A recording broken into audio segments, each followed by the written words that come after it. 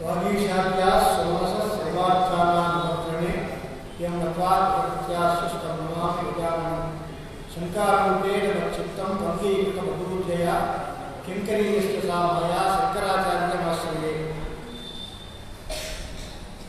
विश्वं मायामयत्वेन रूपितं तत् प्रबोधतः विश्वं च यत्स्वरूपं तं वार्तिकाचार्यमाश्रये गुरुर्ब्रह्मा गुरुर्विष्णुः गुरुर्देवो महेश्वरः गुरुः साक्षात् परब्रह्म तस्मै श्रीगुरवे नमः।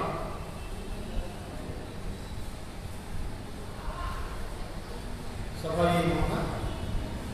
మనం దక్షిణామూర్తి స్తోత్రంలో మొదటి 2 శ్లోకాలు మానసోల్లాసంతో పాటు మనం చేసుకున్నాం. 3వ శ్లోకం యశైవ స్థూలం సదాత్మకమసత్కల్పాత్మకం భాసతే సాక్షాత్ తత్వమసీతి వేదవతి సా యోగో చయత్యాశ్రితా యత్సాక్షాత్ కరుణాద్భవేత్ సగుణరాజిత్యం భవాంభో నిధౌ తస్మై శ్రీగురుమూర్తయే నమైదం శ్రీదక్షిణామూర్తయే. శ్లోకం ప్రసిద్ధమే కనుక శ్లోకం గురించి నేను ఎక్కువగా వెళ్ళగానే ఇక్కడ ఇప్పుడు ఏం చెప్తున్నాం అంటే మొదటి శ్లోకంలో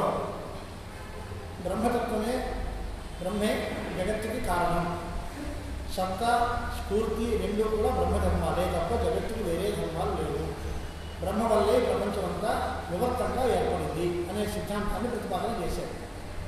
ఆ తర్వాత ఆక్షేపణ వచ్చింది అంటే మా అనుభవంలో పరమాణువుల వల్ల ప్రపంచం అంతా పుడుతోంది అంటే బ్రహ్మ వల్ల ప్రపంచం పుడుతోంది అంటే కుదరదు అని తార్కికులు పూర్వపక్షం చేశారు.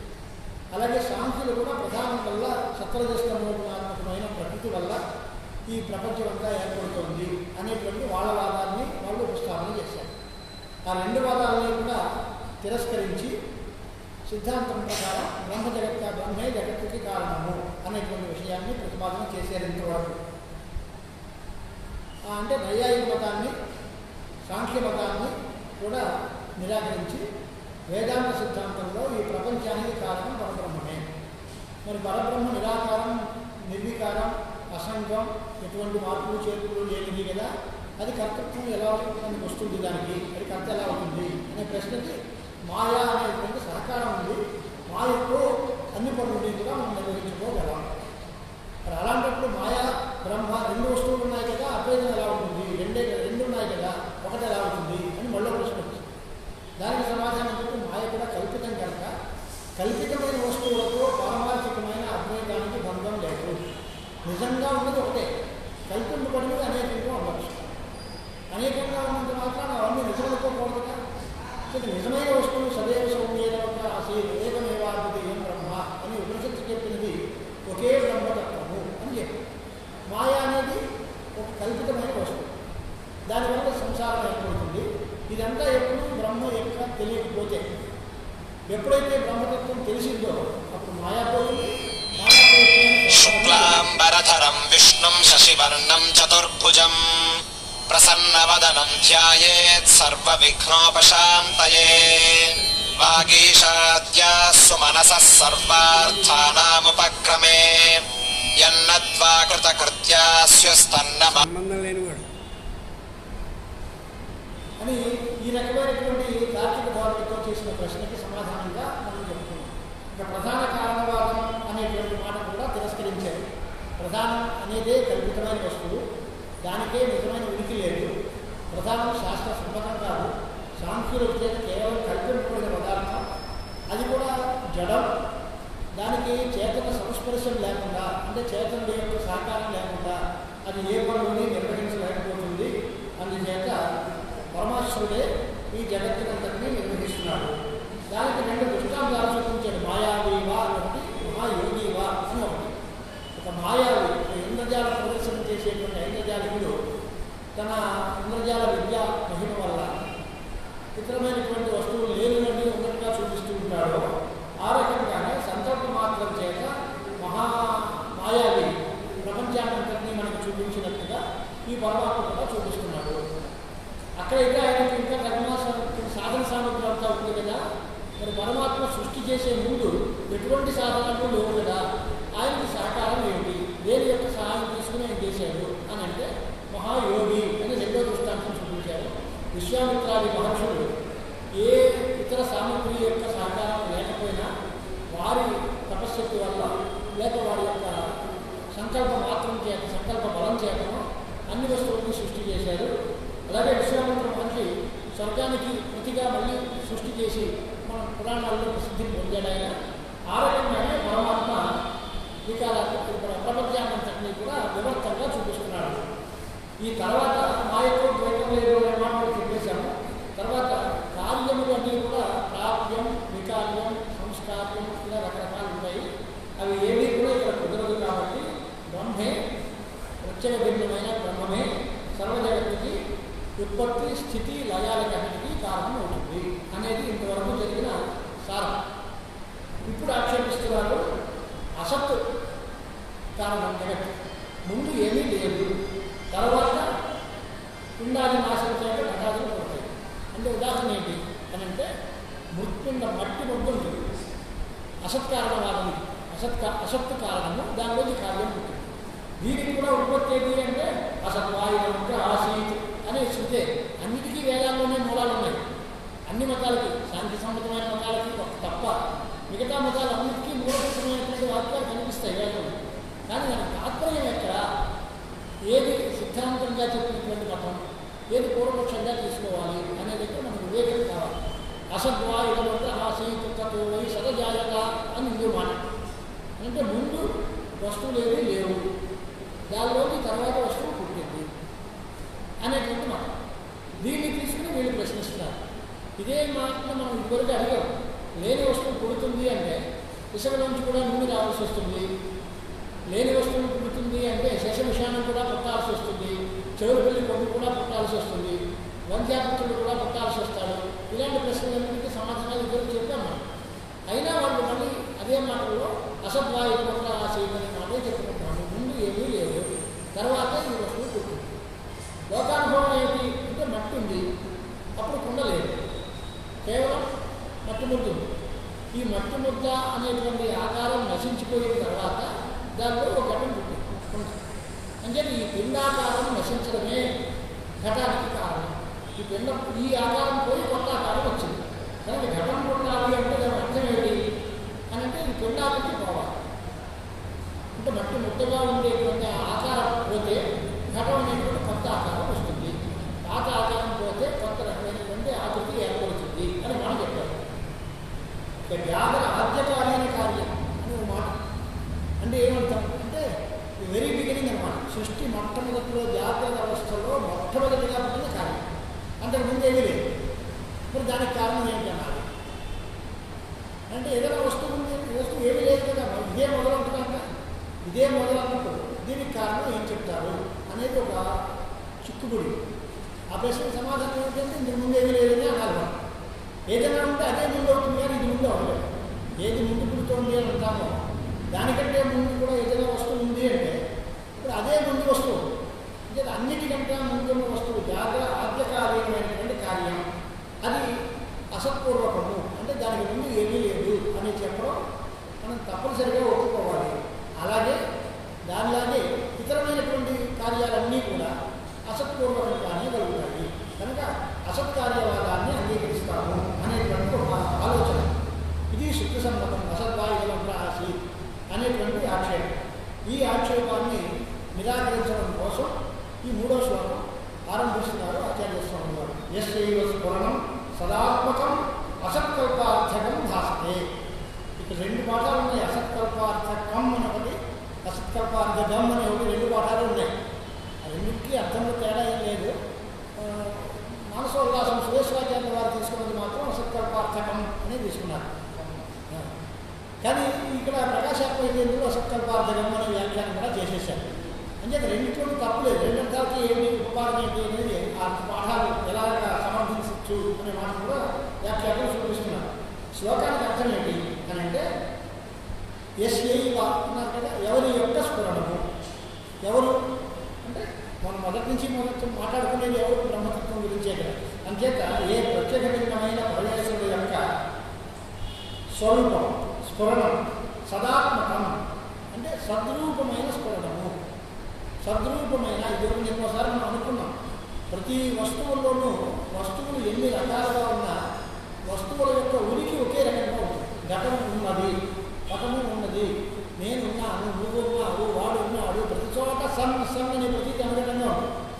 సద్రూపమైన వస్తువు అనుగతంగాను శాశ్వతంగాను ఉంటుంది.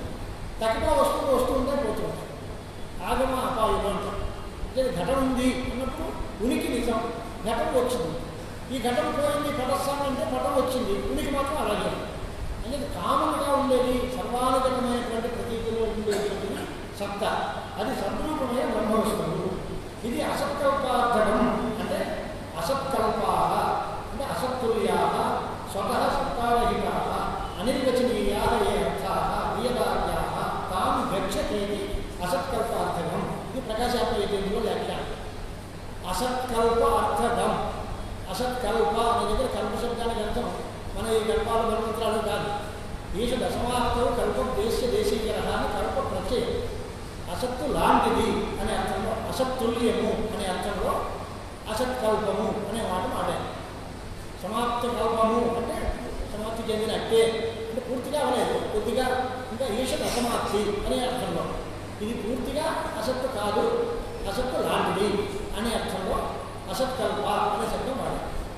ఈ అర్థములన్నీ అంటే ఆకాశం దగ్గర నుంచి ఉండేటువంటి భూతములు, వాటి వల్ల తయారైనటువంటి ప్రాపంచిక పదార్థాలు, ఇవన్నీ కూడా అసత్కల్పములు అంటే అసత్తుల్యములు. పూర్తిగా అసత్తులా అంటే కాదు, పూర్తిగా సత్తులా అంటే కాదు, సదసత్ విలక్షణంగా ఉంటుంది ప్రపంచం. అంచేత అసత్కల్పములైన అంటే అసత్తుల్యములైన, అసత్తుల్యములు అనే మాటకు అర్థమేంటి అంటే నిజమైన స్వంతమైన ఉనికి లేనివి, స్వసత్తారహిత, బ్రహ్మసత్త చేత మాత్రమే ఉనికిని పొందేవి. బ్రహ్మ ఉంటేనే తదధీనంగా వీటికి ఉనికి, బ్రహ్మ లేకపోతే తనకి ఉనికి లేదు. అలాంటి స్వసత్తారహితమైన అనిర్వచనీయమైనటువంటి ఆకాశాది పదార్థాలు ఏవైతే ఉన్నాయో వాటిని చెందుతుందట, వాటిని పొందుతుంది. దాని గచ్చతి అసత్కల్పార్థకం. అంటే ఏం వెళ్ళమేటండి అని అంటే ఏమర్థం అని అంటే అనిర్వచనీయమైన పదార్థములలో ఉంటుంది, వాటిని చేరుతుంది అంటే వాటిల్లో ఉంటుంది. అప్పుడు ఆకాశము, దానిలో ఈ బ్రహ్మ వెళ్ళి దాన్ని చేరింది అంటే ఆకాశం అస్థి అని ప్రతీతి. ఇది ఘటంలో బ్రహ్మ పదార్థం చేరితే ఘటన అస్థి అని. మనుష్య అనేటువంటి వస్తువులోకి బ్రహ్మ పదార్థం చేరితే మనుష్య అస్థి అంటే మనుష్యుడి యొక్క ఉనికి, ఘటన యొక్క ఉనికి, గోవు యొక్క ఉనికి, ఇవన్నీ కలుగుతున్నాయి. దానిలో చేరేసరికి పవర్ సప్లై చేసామనుకోండి, మనం ఎక్కడైనా ఇదివరకు పవర్ లేని దాని చోట్లోకి మనం ఎక్స్టెండ్ చేసి ఇంకొక ప్లగ్ పెట్టి దానికి ఒక వైర్ కలిపితే అక్కడ కూడా పవర్ లేదు. అక్కడ ఉన్నది దానిలో పవర్ ఉందంటే దానిలో లేదు, ఇప్పుడు మనం కనెక్ట్ చేసాం. అలాగే బ్రహ్మసత్తే సత్తగలది, బ్రహ్మమే సద్రూపము. ఈ సద్రూపమైన బ్రహ్మ అసత్వత్తుల్యములైన వస్తువులలోకి వెళ్ళి వాటి ఎందుకు కూడా సత్తని కల్పిస్తుంది, వాటికి కూడా ఉనికిని కల్పిస్తుంది అని చెప్పారు. అసత్కల్పార్థం భాషతే. తర్వాత ఏంటి దీని అర్థం ఏంటి అని అంటే అసత్కారణవాదం తప్పు. ఈ మాట వల్ల ఎందువల్ల సద్రూపం బ్రహ్మ అక్కడికి వెళుతోంది అన్నారు. అంటే ఇది అక్కడికి వెళ్ళడం వల్ల వాటికి ఉనికి వచ్చింది కనుక సత్కారణవాదమే సిద్ధాంతం కానీ అసత్కారణవాదం సిద్ధాంతం కాదు. మరి ఇదివరకు మీరు అన్నది ఏంటి, యాదర ఆద్యకాలే వస్తువు చూపించి మొట్టమొదటి కాలేజం ఏదైతే ఉందో దాని ముందు ఏమీ లేదు కదా, అది అసత్పూర్వకం కదా అని ఆక్షేపం చేశారు కదా.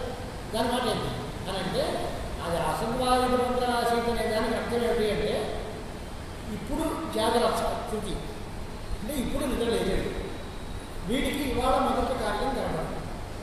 వీడు లేచాడు అంటే పడుకోవాలి అంటే సుషుప్తి ఉంటున్నాడు. ఆ సుషుప్తి పొందే ముందు సుషుప్తి వచ్చేడు అంటే నిద్రపోయేడు అంటే ఎవరు,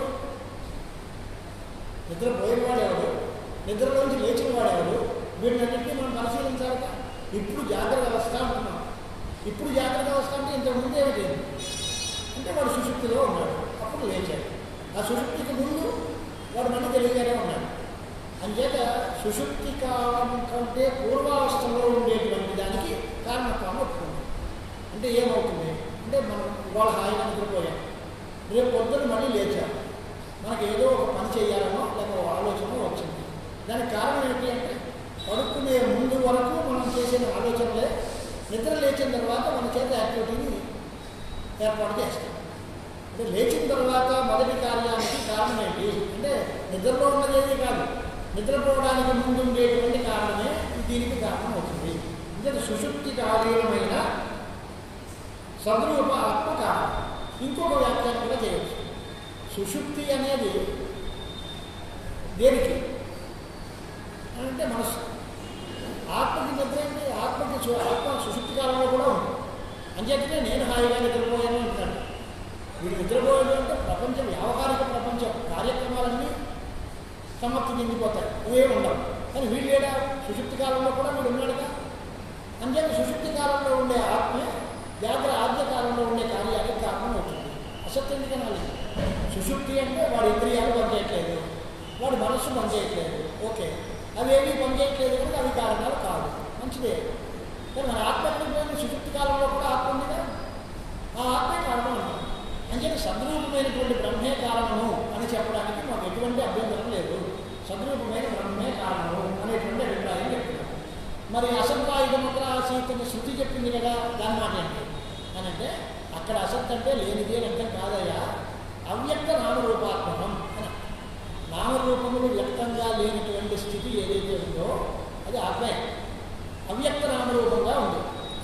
దానిలోంచి వ్యక్తమైన నామరూపాత్మకంగా జగత్తు ఏర్పడింది. ఇక్కడ సత్ అనే దానికి నామరూపముల చేత వ్యక్తమైనది అని అర్థం. అసత్ అనే దానికి అవ్యక్త నామరూపాత్మకము అని అర్థం. అంటే ఆ వస్తువు మొదట్లో దాని యొక్క ఆకార విశేషాలు కానీ, అది పేర్లు కానీ, ఇది మిత్రంగా ఇది ఫలానాది అని చెప్పడానికి కానీ వీలు లేకుండా ఓ రూపంలో ఉంది, అవ్యక్తంగా ఉంది. అది తర్వాత బయటపడిన తర్వాత మనకి ఒక వ్యవహారం అంతా తెలుసుందే. గర్భోత్పత్తి దగ్గర నుంచి అలా లెక్క చూస్తే ఉన్నప్పుడు ముందు గర్భధారణ చేసిన తర్వాత గర్భం మగవాళ్ళ ఆడపిల్ల అంటే ఏం చెప్తాం? ఇప్పుడు తెలియదండి, తర్వాత తెలుస్తుందండి. ఒకవేళ తెలిసినా చెప్పకూడదండి అంటారు మన యాక్ట్ ప్రకారం. చెప్పింది పుట్టిన తర్వాత ప్రసవం అయిన తర్వాత చెప్పాలి కానీ ముందు చెప్పకూడదండి. లింగ నిర్ధారణ కేసు వ్యవహారం అంటే ముందు అవ్యక్తంగా ఉంది, ఆ తర్వాత వ్యక్తావస్థను పొంది, తర్వాత ఆడపిల్ల మగపిల్ల ఉంటుంది. ఆ రకంగానే అది వాడు నల్లగా ఉంటాడా తెల్లగా ఉంటాడా, వాడు ఏ పేరుతో పిలుస్తాడు, ఇవన్నీ ముందే తెలుస్తాయి. కారణావస్థలో ఏం తెలియదు. కానీ దీనికి అసత్తనే పేరు పెడతాం. తర్వాత వ్యక్తం అవుతుంది. వ్యక్తమైనప్పుడు నామరూపాలు వస్తాయి. నామరూపాత్మకంగా వ్యక్తి చెందుతుంది అనే అభిప్రాయం చెప్పాం కనుక ఆ శృతికి విరోధం కూడా మాకేమీ లేదు. పైగా అసత్కారణత్వం చెబితే మేము ఇందాక సదనగడ్డ బుద్ధి అన్నాను, ఘటస్థం పటస్థం అని. అలాగే ఘట అసం పటక అసం అనేటువంటిదే అభివృద్ధులు ఉండాల్సి వస్తుంది. అది ఎక్కడా లోపంలో లేదు. ఘటం లేదు, పటం లేదు, బుద్ధి లేదు, ఈ మాటలేమంటారు. ఘటం ఉంది ఉంది ఉంది అనేది అనుగతంగా కనిపిస్తుంది కానీ అది లేదు ఇది లేదు అనేటువంటి వ్యవహారాలు లోకంలో ఏమీ లేదు. ఒకవేళ అసత్తే కారణం కనుక అంటే దానిలో పుట్టిన వస్తువు కూడా అసత్తే అవుతుంది కనుక జగత్తంతా కూడా లేకపోవాల్సి వస్తుంది. అంటే ఇదంతా కూడా వర్తమాన జగత్తు కూడా అంధకారంలో ఉండిపోవాల్సి వస్తుంది. అందుచేత జగత్తు ఉన్నది అనే బుద్ధితో మనం ఉంటున్నాం. సదన యుద్ధం అంటారు దాన్ని, టెక్నికల్ టర్మ్. సదన యుద్ధం అంటే సత్తతో కూడినది అని అంటున్నా కనుక దీనికి కారణం కూడా సద్రూపమే అన్నారు. కాకపోతే ఇది సదన యుద్ధం కాదు. ఇది మెలితే ఎక్కడ సత్తులోంచి సత్తు పుట్టింది అంటే పేచి లేదు. కారణం సత్తు, కార్యము సత్తే అంటే అక్కడ పేచి లేదు. కానీ కారణము సత్తు, కార్యములు మాత్రం అసత్కల్పార్థకములు. కారణము నిజంగా ఉన్నది కాదు, ఉన్నట్టుగా అనిపించి పూర్తిగా లేనివి కాకుండా అలాంటివిగా కనిపిస్తున్నాయి. అంటే సత్తా ప్రకాశాలు దాని ఎందు బ్రహ్మస్ఫూర్తితోటి వస్తున్నాయి తప్ప కాకుండా రాలేదు. పోనీ అదంతా ఉందా అని అంటే పూర్తిగా ఉంది అనడానికి లేదు. నిజంగా కథం అసతస్సత్యాయేత అని స్పష్టంగా అసత్తులోని సత్తు ఎలా పుడుతుందండి అని తిరస్కరిస్తున్నారు ఇంత వాదాన్ని. అందుచేత అసత్కారణవాదం పూర్తిగా తప్పు అనేదే ఆచార్య స్వామి వారి యొక్క అభిప్రాయం. ఆ అసత్కారణవాది చేసేటువంటి పూర్వపక్షానికి సమాధానంగా ఈ శ్లోకాలు చెప్పుకుంటున్నాము. ఈ శ్లోకానికి అర్థం ఏంటి అని అంటే సత్తకి ప్రకాశము, ఈ రెండింటితోటే విచారణ మొదలుపెట్టారు. సత్తా స్ఫూర్తి, అస్తిత్వం ప్రకాశములు. అస్తిత్వం అంటే సత్తా, ప్రకాశం అంటే స్ఫురణం స్ఫూర్తి. ఇవి రెండూ ఎక్కడున్నాయి అని అంటే ఆరోగ్యమైన జగత్తు యందు కనిపిస్తున్నాయి. కానీ వాస్తవంగా వాటి ఏమి ఉన్నాయా అంటే లేదు. బ్రహ్మయందు ఉండే సత్తా, బ్రహ్మయందు ఉండే ప్రకాశము, ఈ రెండు ఆరోపితమైన జగత్తు యందు కనిపిస్తున్నాయి. ఎలాగా? రజ్జు యందు ఉండే ఉనికి, రజ్జు యందు ఉండే ప్రకాశము, ఇవే సర్పమందని ప్రకాశము ఉనికి. నిజంగా అక్కడ సర్పం ఉందా? లేదు. సర్పం కనిపిస్తుందా? లేదు. కానీ సర్పంలాగా కనిపిస్తుంది. ఏది? రజ్జువే. తాడే పాములా కనిపిస్తుంది. తాడే ఉంది, పాము ఉంది అని అనుకుంటున్నాం. అంటే పాము యొక్క ఉనికి, పాము యొక్క ప్రకాశము, ఈ రెండూ కూడా తాడు మీద ఆధారపడినట్టుగా అధిష్టాన సత్తా, అతిరిక్త సత్తా ఆరోప్యే అనంగీకృతం. ఆరోపితమైన వస్తువు, కల్పితమైన వస్తువుకి అధిష్టాన సత్త కంటే వేరే సత్త లేదు. ఆ అధిష్టానం ఏది? సద్రూపము, బ్రహ్మే. అంటే సద్రూపమైన బ్రహ్మమే జగత్తుకి కారణం. దాని యొక్క సత్తా ప్రకాశములే ఈ కల్పితమైనటువంటి ప్రపంచంలో కూడా భాషిస్తున్నాయి అనేటువంటి అభిప్రాయం. అందుచేత ఈ ప్రపంచం వాస్తవం కాదు. పూర్తిగా నిజంగా ఉంది అంటే నిజంగా ఉన్న వస్తువు పోదండి. మన వాళ్ళు ప్రపంచం మాటలు చెప్పుకుంటారు, అంటే బంధం పూర్తిగా ఉందా? నిజంగా ఉందా? అయితే నిజంగా ఉందా అనుకుంటుంది బాగు కదా. పూర్తిగా లేదంటే మౌనంగా ప్రయత్నం అక్కర్లేదు. మనిషికి దుఃఖాలు ఉన్నాయా లేవా అని అంటే ఉన్నాయండి. ఉంటే ఎలా ఉంటే అనుభవించండి. లేదంటే ప్రయత్నం ఎందుకు అక్కర్లేదండి. అంచేత మానవ జీవుడికి సంసార బంధం ఉందా లేదా ఇది వికల్పం. ఒకవేళ ఉందంటే పోదు, లేదంటే అనుభవంలో రాదు. దాని గురించి బాధపడాల్సిన అవసరం లేదు. ఇంక శాస్త్రం ఎందుకు అనే ప్రశ్న వస్తుంది. అంచేత బంధం కల్పితం అని ఒప్పుకోవాలి. లేదే కానీ ఉన్నట్టుగా అనిపిస్తోందండి. ఆ ఉన్నట్టుగా అనిపిస్తోంది అనేటువంటి ఆ దౌర్బల్యాన్ని పోగొట్టాలి.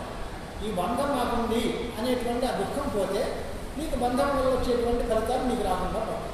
లేదా బంధం నిజమైతే పోదు, లేకపోతే ప్రశ్నే లేదు.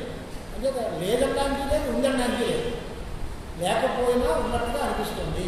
ఆ ఉన్నట్టుగా అనిపించేటువంటి ఆ భ్రాంతిని తొలగించడమే మేము చేసే పని. అలాగే అసత్యమైన ప్రపంచమందు సత్యత్వ బుద్ధి ఇది ఉండే, ఇది ఎలాంటిది? అవిద్యా ప్రయుక్తం. దానికే అవిద్య అని పేరు. అనాత్మని ఆత్మఖ్యాతి అవిద్య. అశుచి ఎందు శుచిత్వ బుద్ధి, దుఃఖమందు సుఖత్వ బుద్ధి, ఇదే అవిద్య అంటే.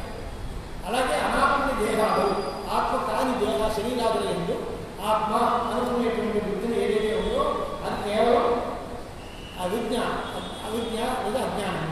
అదే సంసారానికి ప్రధాన కారణం.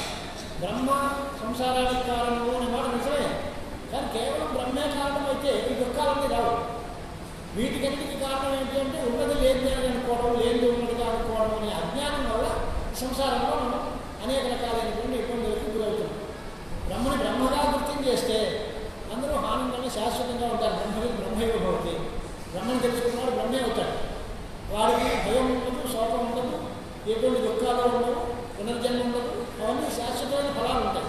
కానీ మనం అలాంటి పరిస్థితి కాదు. మన జగత్తుకి కారణం బ్రహ్మే అయినా, ప్రపంచం లేనిది అయినప్పటికీ మనం లేని దాన్ని ఉందని అనుకుంటున్నాం. దాంట్లో అనేక బాధలు ఉన్నాయనుకుంటున్నాం. ఆ బాధల్ని అనుభవిస్తూ వీటికి ఎప్పటికైనా మనకి విముక్తి కలుగుతుందా, ఈ బాధలు పోతాయా అనేటువంటిది మనం కోరుకుంటూ వెంపడాడుతున్నాం. ఇక మనకి మాత్రం ఏం చెప్తున్నారు వారు అంటే సకల సంసారంలో కారణమైనది ఆత్మత్వ బుద్ధి, అనాత్మ ఎందు అంటే దేహాదుల ఎందు ఆత్మత్వ బుద్ధి. శంకరాచార్య స్వామి గారు భాష్యంలో కూడా రాస్తారు అలాగే. అంటే ఆత్మ కాని శరీరాన్ని ఆత్మ అనుకుంటే వాడికి ఏమవుతుంది? ఆ శరీరాన్ని పూజించేవాడి పట్ల రాగం, ఆ శరీరాన్ని ద్వేషించేవాడి పట్ల ద్వేషం. ఈ రాగద్వేషాలు రెండూ ఏర్పడతాయి. తత్పూజనాలు రాగ, తత్పరిభవాలు ద్వేష అని శంకర భాష్యంలోనే వారు రాస్తారు. అంటే ఇప్పుడు ఇది అనాది అనంత అనర్థం రాగ. ఇదంతా రాగద్వేషాలు ముడిపడి ఎప్పుడైతే ఉన్నాయో ఇది అనర్థం సముదాయం. దీనికి అంతు లేకుండా అనేక రకాలైనటువంటి దుఃఖాలు రెండోలాగా మనకు వచ్చేస్తాయి. ఈ రాగద్వేషాలను పోగొట్టుకోవాలి అంటే వాటికి మూల కారణమైన అజ్ఞానం కలగాలి. ఆ అజ్ఞానమే శరీరాన్ని నేను అనుకోవడం. అది పోయి శరీరం నేను కాదు, ఇంద్రియాలు నేను కాదు, దేహేంద్రియం వ్యతిరిక్తమైన ఆత్మ ఒకటి ఉంది. దానికి ఎటువంటి మార్పులు చేతులు లేవు. దానికి నావాడు పరాయివాడు అనేటువంటి భేదం లేదు. శుభ్రం నిద్ర అరి ఉదాసీన ద్వేష మధ్యస్థ బంధువులు అనే విద్యకంలో చెప్పినట్టుగా అన్నిటిలో సమానంగా ఉంటుంది. వాడికి స్నేహితులు లేదా శత్రువులు, మిత్రులు లేదా ఉదాసీనులు రావాలే లేవు. వాళ్ళకి ఆత్మకి అన్నీ ఒకటే అనేటువంటి అభిప్రాయం తెలిసినప్పుడు దుఃఖాలకు అవకాశమే లేదు. అంటే అసత్యమైన ప్రపంచంలో సత్యముగా అనుకుంటే మనకి ఈ దుఃఖాలన్నీ వస్తున్నాయి. అలాగే తాడును చూసి పాము అనుకుంటే దుఃఖం, తాడును తాడుగా గుర్తిస్తే దుఃఖం ప్రసక్తే లేదుగా. భయపడాల్సిన అవసరమే ఉంది. అందుచేత నిజం తెలుసుకోవడం అంటే మనం తేలిగ్గా చెప్పాలి అంటే వేదాంతం అంటే ఏంటి? ఉన్నదాన్ని ఒకటే తెలుసుకోండి, నిజం గుర్తించండి. అబద్ధాలతో కాలక్షేపం చేస్తూ మీరు బాధపడి వాళ్ళని బాధపడి ఈ రూపులో దిగద్దు. వాస్తవం ఏదో గుర్తించండి. వాస్తవం ఏది అంటే అంతా ప్రపంచం అంతా బ్రహ్మరూపమే, బ్రహ్మకంటే వేరేగా లేదు.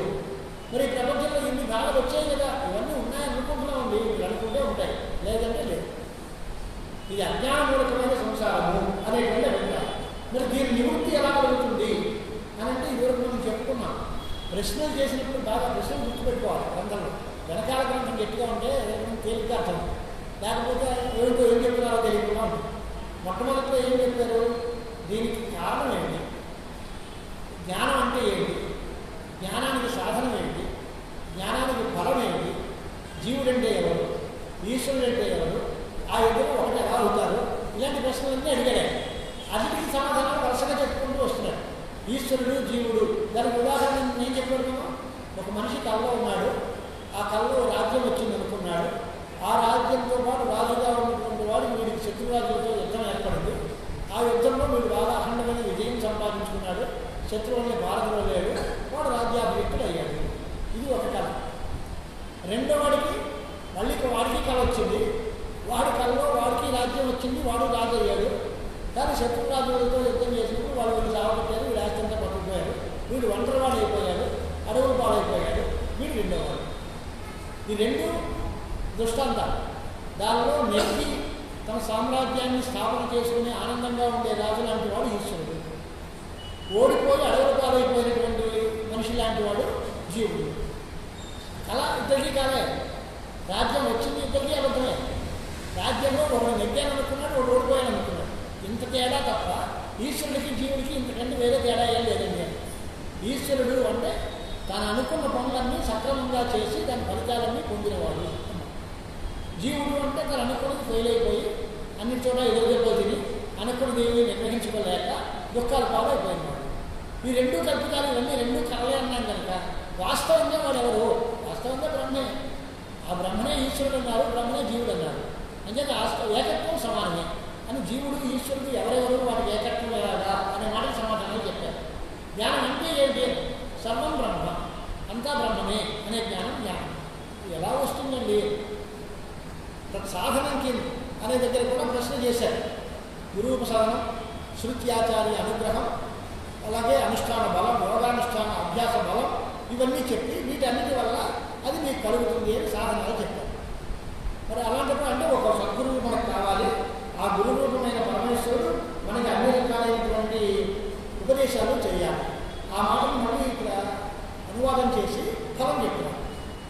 ఏంటి? యో బోధయ త్యాశ్రిత. ఎవరైతే గురు రూపమైన దక్షిణామూర్తి ఆశ్రితులైన భక్తులందరినీ బోధయతి అంటే తెలియజెబుతున్నాడు. వీళ్ళందరినీ జ్ఞానవంతులుగా చేస్తున్నారు. పరమాత్మ తమ ఆశ్రయం పొందినటువంటి శిష్యులందరికీ ఉపదేశం చేస్తున్నారు. ఆశ్రితాన్ అనే మాటకు అర్థం విధివత ఉపసన్నాం అని రాస్తారు.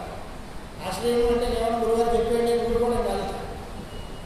గురువుని సేవించిన గురువుపసనం అనేటువంటి కూడా ఒక శాస్త్రీయమైన మార్గం. అలా శ్రోత్రియం బ్రహ్మనిష్టం అయినటువంటి సద్గురువులను ఎంపిక చేసుకుని సమిత్పాని చేతుల్లో రథులు సమిధులు పెట్టుకుని చాలా భక్తితో వినయ విజయతో గురువు గారి దగ్గరికి వెళ్ళి నాకు తత్వాన్ని అనుగ్రహించండి అని కోరుకోవాలి. అలాంటి విధివత ఉపసన్నాయ తత్వ శిష్యాయ వారికి ఉపదేశం చేస్తారు. ఏం చేస్తారు అంటే తత్వమసి, అది ప్రధానమైన మహావాక్యం. ఈ మహావాక్యం ఆచార్య స్వాముల వారందరికీ సన్యాస స్వీకారంలో చేసేటువంటి ఉపదేశాలు ఇవి. మహావాక్యోపదేశం చేస్తారు గురువులు శిష్యులకి. అందుకంటే పెద్దగా మొత్తం శాస్త్ర గ్రంథాలన్నీ చెప్పారు.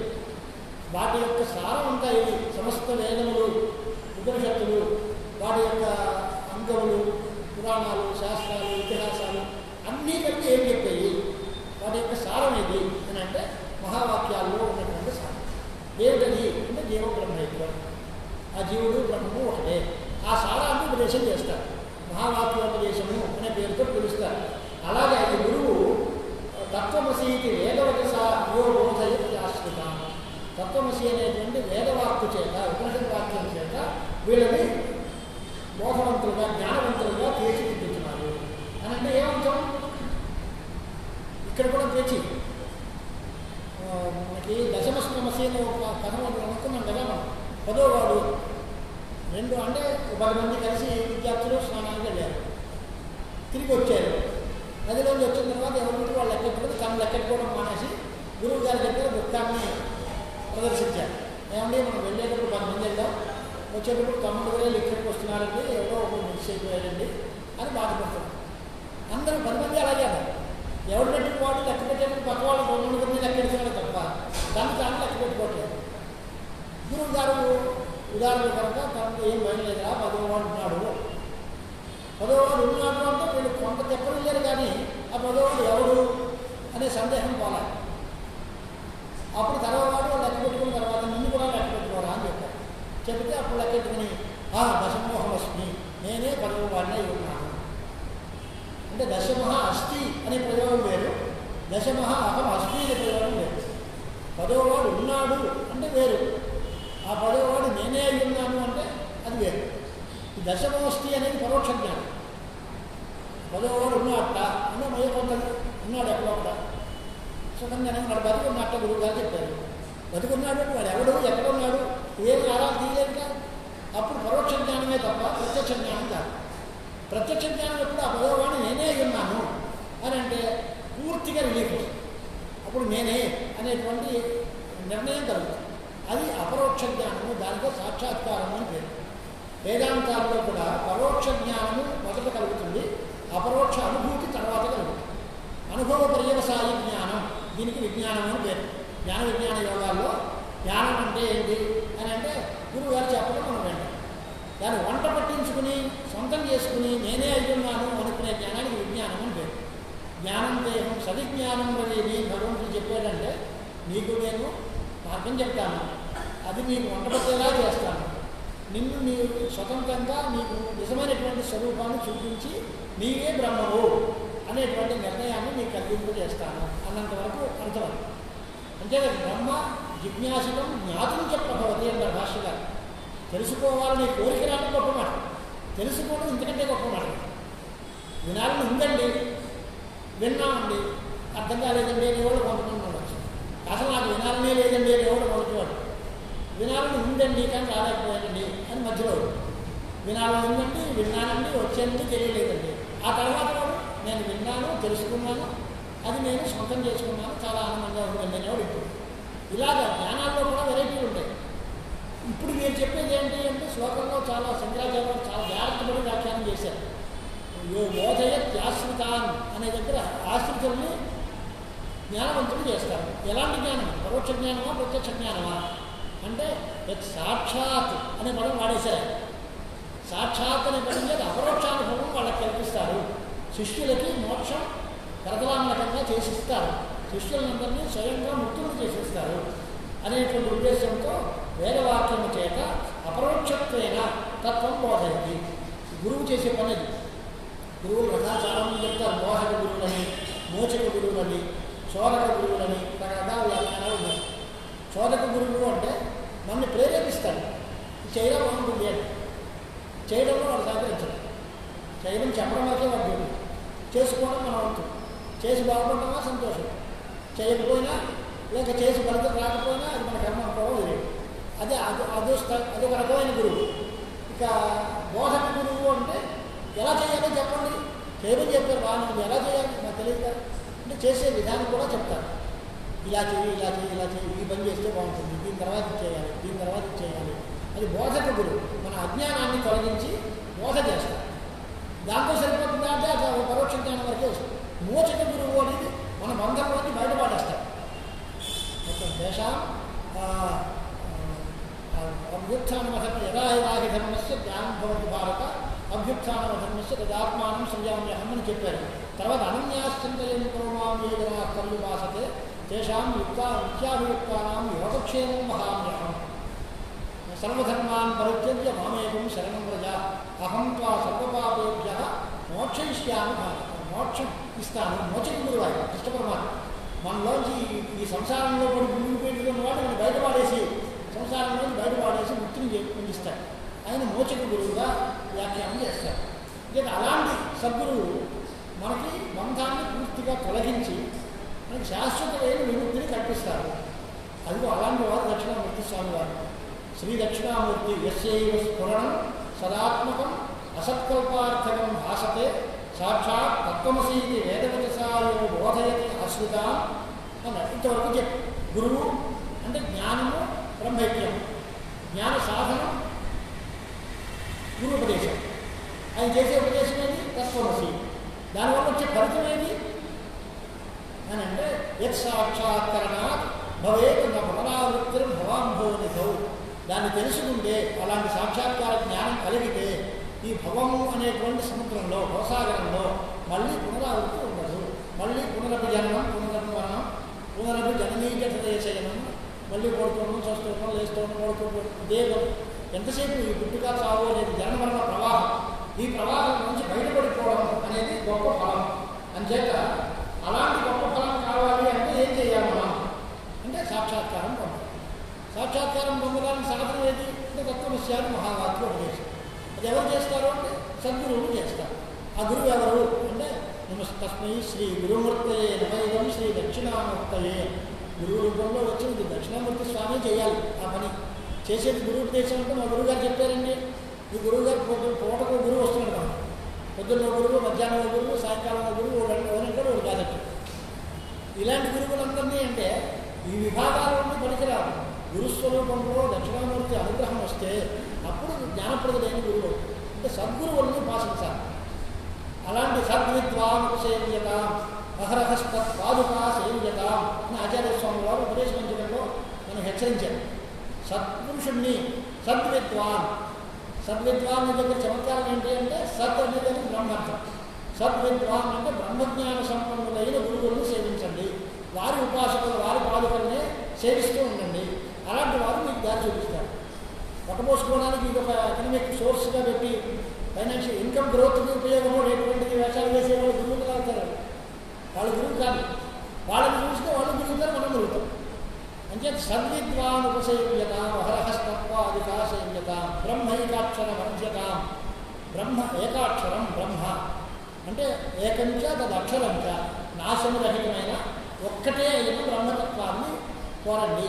ఇంక తగిన కోరికలతో లోపం పడిపోకండి. అది ఇస్తానంటే చాలండి వెనక్కి వచ్చేయకండి. నచికేతోపాఖ్యానం అంటే అదే పని. ఆయన ఎన్నో రకాల ప్రలోభాలు పెట్టాడు. కానీ నచికేతసుడు దేనికి ఒప్పుకోవాలి. నాకు అదే కావాలి, బ్రహ్మే కావాలి. అన్యత్ర ధర్మాద్ అన్యత్రాధర్మాద్ అన్యత్రాస్మాత్ కృతాగతాత్ అన్యత్ర భూతాత్య భవ్యాత్య పశ్యసి తద్వదా భీష్ముని కూర్చున్నాడు. అప్పుడు యమధర్మరాజంతటి వాడు కూడా తప్పనిసరిగా బ్రహ్మోపదేశం చేయాల్సిన పరిస్థితి అక్కడ. అంటే శిష్యుడికి అంత దృఢమైన బ్రహ్మ జిజ్ఞాస ఉండాలి, దృఢమైనటువంటి కోరిక ఉండాలి. ఇంకా ఇతరమైన ప్రలోభాలకి లొంగిపోయే పరిస్థితి రాకూడదు. అలాంటప్పుడు బ్రహ్మతత్వాన్ని గురువులు ఉపదేశం చేస్తారు అనేటువంటిది ఈ అభిప్రాయం. కానీ అభేదమైన బ్రహ్మాభేదాన్ని అంటే జీవుడు బ్రహ్మము ఒకటే అంటున్నారు కదా, ఇది ఎలా కుదురుతుందండి? ఈయనేమో ఏమీ తెలియనివాడు అజ్ఞుడు, ఆయన అన్నీ తెలిసినవాడు. ఈ ఇద్దరు ఒకటే ఎలా అయిపోతారు? మాకు ఇంకా మనసులో మాత్రం అది వీటితోనే ఉంది. జీవుడు బ్రహ్మ ఒకటే. జీవుడు అంటే ఆ పూట తినలేనివాడు, బ్రహ్మ అంటే సమస్త బ్రహ్మాండాలకి అధిపతి. ఆయన ఒకటేలా అయిపోతాడండి, నాకేం అర్థం కాదండి. కించిజ్ఞుడైన జీవుడు ఎక్కడ, సర్వజ్ఞుడైన పరమాత్మ ఎక్కడ, వీళ్ళిద్దరికీ అభేదం ఎలా వస్తుంది ఇలాంటి మాట. దాన్ని ఉపపాదన చేయాలి. దాన్ని ఉపపాదన చేయాలి అంటే వాక్యార్థాలను తీసుకుంటే అభేదం కుదరదు. దానికి లౌకికమైన దృష్టాంతం చూపించి దానితోటి ఉపపాదన చేస్తే మనస్సు వ్యక్తి. దానికోసం ఆయన ప్రణాళిక ఏం చేస్తారు? భాగత్యాగ లక్షణాలు ఒక ప్రక్రియను లేవతిస్తారు.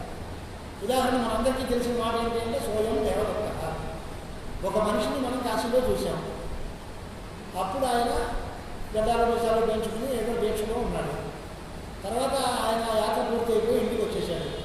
అదంతా మొత్తం ఫ్రెష్ అయిపోయాడు, జాగ్రత్తగా నీట్గా తయారయ్యాడు, ప్యాంటు చొక్కా వేసుకున్నాడు, కూర్చుని ఓ సూట్లో కూర్చుని ఇంట్లో ఉన్నాడు. ఆయనేంటి ఈయన, ఆయనేంటి ఆ వేషం ఏంటి, ఈయనేంటి, అప్పుడుండే వాతావరణం ఏంటి, ఇప్పుడుండే వాతావరణం ఏంటి, ఆయన ఈయన ఒకటి ఎలా అవుతాడండి అని అనిపిస్తున్నా లేదా? కానీ తేడా అనుకుంటామో ఒకటే అంటారు. ఆయన అప్పుడు గడ్డాలు మీసాలు పెంచుకుని ఉన్నాడు, చిక్కిపోయి ఉన్నాడు. ఆ వస్త్రధారణలో మార్పులు ఉన్నాయి, ఆచార వ్యవహారాల్లో మార్పులు ఉన్నాయి. ఇప్పుడు మన వాళ్ళందరికీ ప్రసిద్ధంగా కనిపించేది అయ్యప్ప దీక్షలో ఉన్నారనుకోండి, ఆ దీక్ష 40 రోజులు వాళ్ళ వ్యవహారం జీవన శైలి వేరు. ఆ దీక్ష అయిపోయిన తర్వాత వాళ్ళ లైఫ్ స్టైల్ వేరు. ఆ తర్వాత నెల వరకు మీరున్న ఆకాంక్షనే ఈ మనిషి అనిపిస్తుంది కదా. వాడి ప్రవర్తన, వాడి విధానం, వాడి జీవిత సామగ్రి, ఆహార్యం అన్నీ మార్పులే. మనం అన్నప్పుడు ఒకటే కాదా కాదా అని అంటే అదేం పెట్టుకోకండి. ఆ దేశము, ఆ కాలము వాటిని పక్కన పెట్టి ఆలోచించాలి.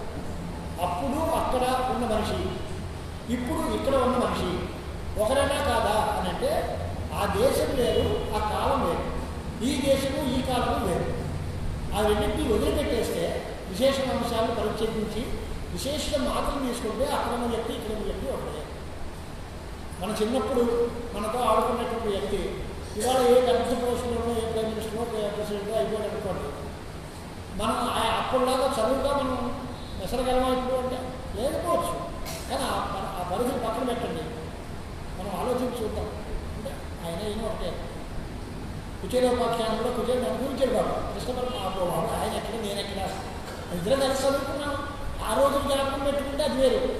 ఇవాళ వాతావరణంలో యాచకుడిగా వెళ్ళినవాడు ఈయన, సమస్త జగదీశ్వరుడు ఆయన. మరి ఆయన భోగభాగ్యాలకు ఈయన ఆయనతో ఒకటే అని ఎలా అంటారు? తేడాలు ఉంటాయి కదా. తేడాలు పక్కన పెట్టండి. ఆ దేశకాలాన్ని పక్కన పెట్టి వ్యక్తిగా పరిశీలించండి. ఆ వ్యక్తి ఒకటే. అలాగే స్వయం దేవదత్త అన్నప్పుడు సహా అంటే తద్దేశ తత్కాల వృత్తి దేవదత్త అంటే అప్పుడు అక్కడ ఉన్నవాడు మనిషి, ఇప్పుడు ఇక్కడ ఉన్న మనిషి. ఇప్పుడు ఇక్కడ, అప్పుడు అక్కడ అనేటువంటి దేశకాల అంశాలు వదిలేస్తే విశేషం అదేమో. ఒకే వస్తువుని మనం బజార్లో చూస్తే, పెద్ద కాస్ట్లీ షాప్లో చూస్తే దానికి ఆ ట్యాక్స్, ఈ ట్యాక్స్ అంతా వేసి దాని మీద మనకి రుద్దుతారు. అదే వస్తువు బజార్లో ఏదో మామూలుగా దొరికింది అనుకోండి, చాలా చీప్ కాస్ట్ దొరుకుతుంది. వస్తువులు మార్పు ఉండదు. అక్కడ అంత కాస్ట్ ఎందుకండి అంటే దాని మెయింటెనెన్స్ అంతా ఎవరిస్తారు? మనం ఏం కదా. ఆ షాప్ అద్దెలు, దానిలో ఉండేటువంటి ఉద్యోగులు జీతం వచ్చారు, వాళ్ళ మెయింటెనెన్స్ అవన్నీ ఉండదు కదా. మన మీద వచ్చే ఆదాయం ఉంది కదా. కానీ వస్తువు అదే అయినా ముడిసరుకు తయారీ కేంద్రంలో దొరికినంత తేలిగ్గా రిటైల్ షాపులో దొరకదు. హోల్సేల్ షాప్లో రేటు వేరు, రిటైల్ షాప్లో రేటు వేరు. అదే వస్తువు కదండి, వస్తువు అదే.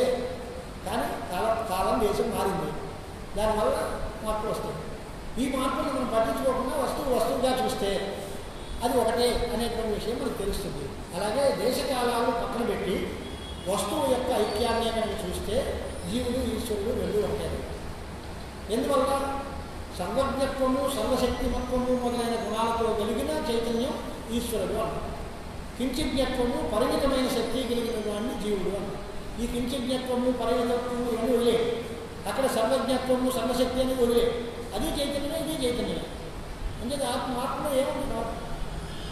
వేళకోళంగా పిల్లలకి పాఠాలు చెప్పేటప్పుడు నేను చెప్పేవాళ్ళు పరమాన్నానికి పులిహారకి తేడా ఏం వేయాలి? అన్నమే. దానిలో కాస్త బాలు పందాలు పోస్తే పరమాన్నం ఉన్నారు, కాస్త పోటు పెట్టి కొంచెం కారాలు మిరియాలు తిరగదిస్తే పులిహార. ఈ పక్కన దానిలో కలిపేవన్నీ తీసేస్తే అన్నమే కదా. అన్నంలో మార్పు లేదు, చైతన్యంలో మార్పు లేదు. చైతన్యానికి పక్కన ఉండే సాకారం వస్తువుల్లో మార్పు కనిపిస్తాం. మీరు వాటిని పక్కన పెట్టండి. భాగత్యాగ లక్షణ అంటారు. అని అంటే వస్తువుని యొక్క అర్థాన్ని తీసుకునేటప్పుడు ఆ వస్తువులో కొంత భాగం వదిలేసి కొంత భాగాన్ని స్వీకరించాలి. దానికి లక్ష్యార్థము అని పేరు. అని చెప్తే వాళ్ళందరూ లలితా సహస్రం దగ్గర వచ్చినప్పుడు తత్వమసి లక్ష్యార్థం, తత్పద లక్ష్యార్థ చివేక రసం ఉంటుంది. తత్పద వాక్యార్థం ఈశ్వరుడు, తత్పద లక్ష్యార్థం పరమాత్మ. సహా అని అంటే ఏమిటి అంటే అలాంటి అనంత శక్తి సంపన్నుడైన ఈశ్వరుడు వాక్యార్థం. లక్ష్యార్థం ఏంటి అంటే ఆ అనంత శక్తి సంపన్నుడైన అనేది బ్రాకెట్ రౌండ్ చేయాలి చైతన్యము. అదే నిర్గుణ చైతన్యం రూపమైన పరమాత్మ. మరి మన దగ్గరికి వస్తే మన దగ్గర ఆయన మేము ఒకటేనండి, కాస్త ఆయన డబ్బు కూడా డబ్బు లేదండి. ఎందుకంటే ఒకసారి కూడా మా దగ్గర ఉన్న వాళ్ళు సరదాగా మంచి వ్యక్తుల పేరు చెప్తే బాగుండదు. వెనకటి గారు నేను ఒకటేనండి, ఆయనకి మహానక్షత్రమే, నాది మహానక్షత్రమే అన్నాడు ఆయన. అది మంచిదేనండి అని అంటే ఆయన కాస్త వేదం వచ్చిన గాలి ఎంత తేడా అందుకంటే ఏమంటే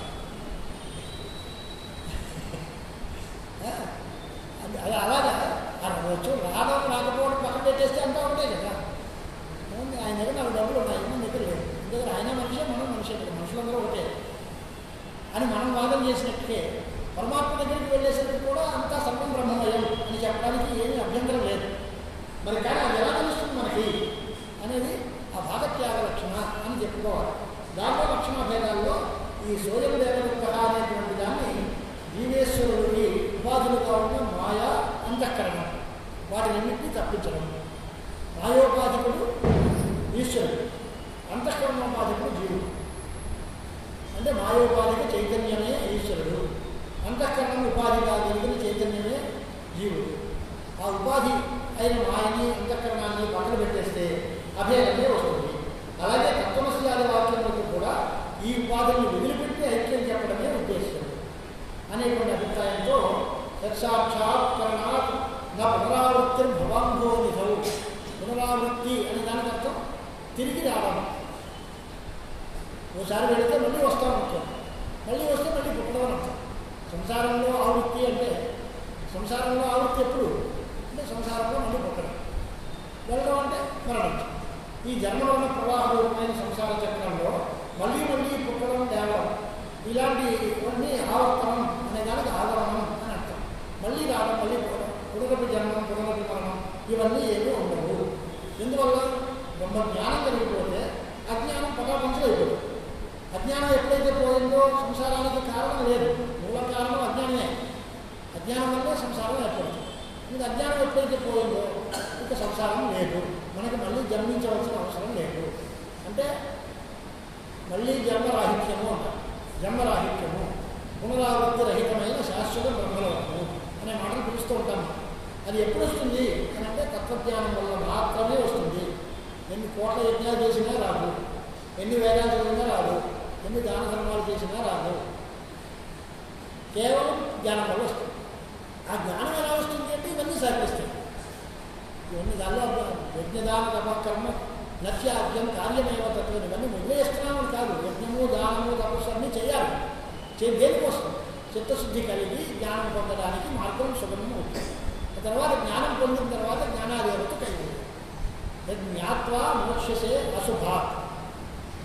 తెలుసుకున్న తర్వాత అశుభం నుంచి బయటపడతారు. అదే మాట బ్రహ్మవేద బ్రహ్మైవ భవతి అని పరిస్థితి చెబుతోంది.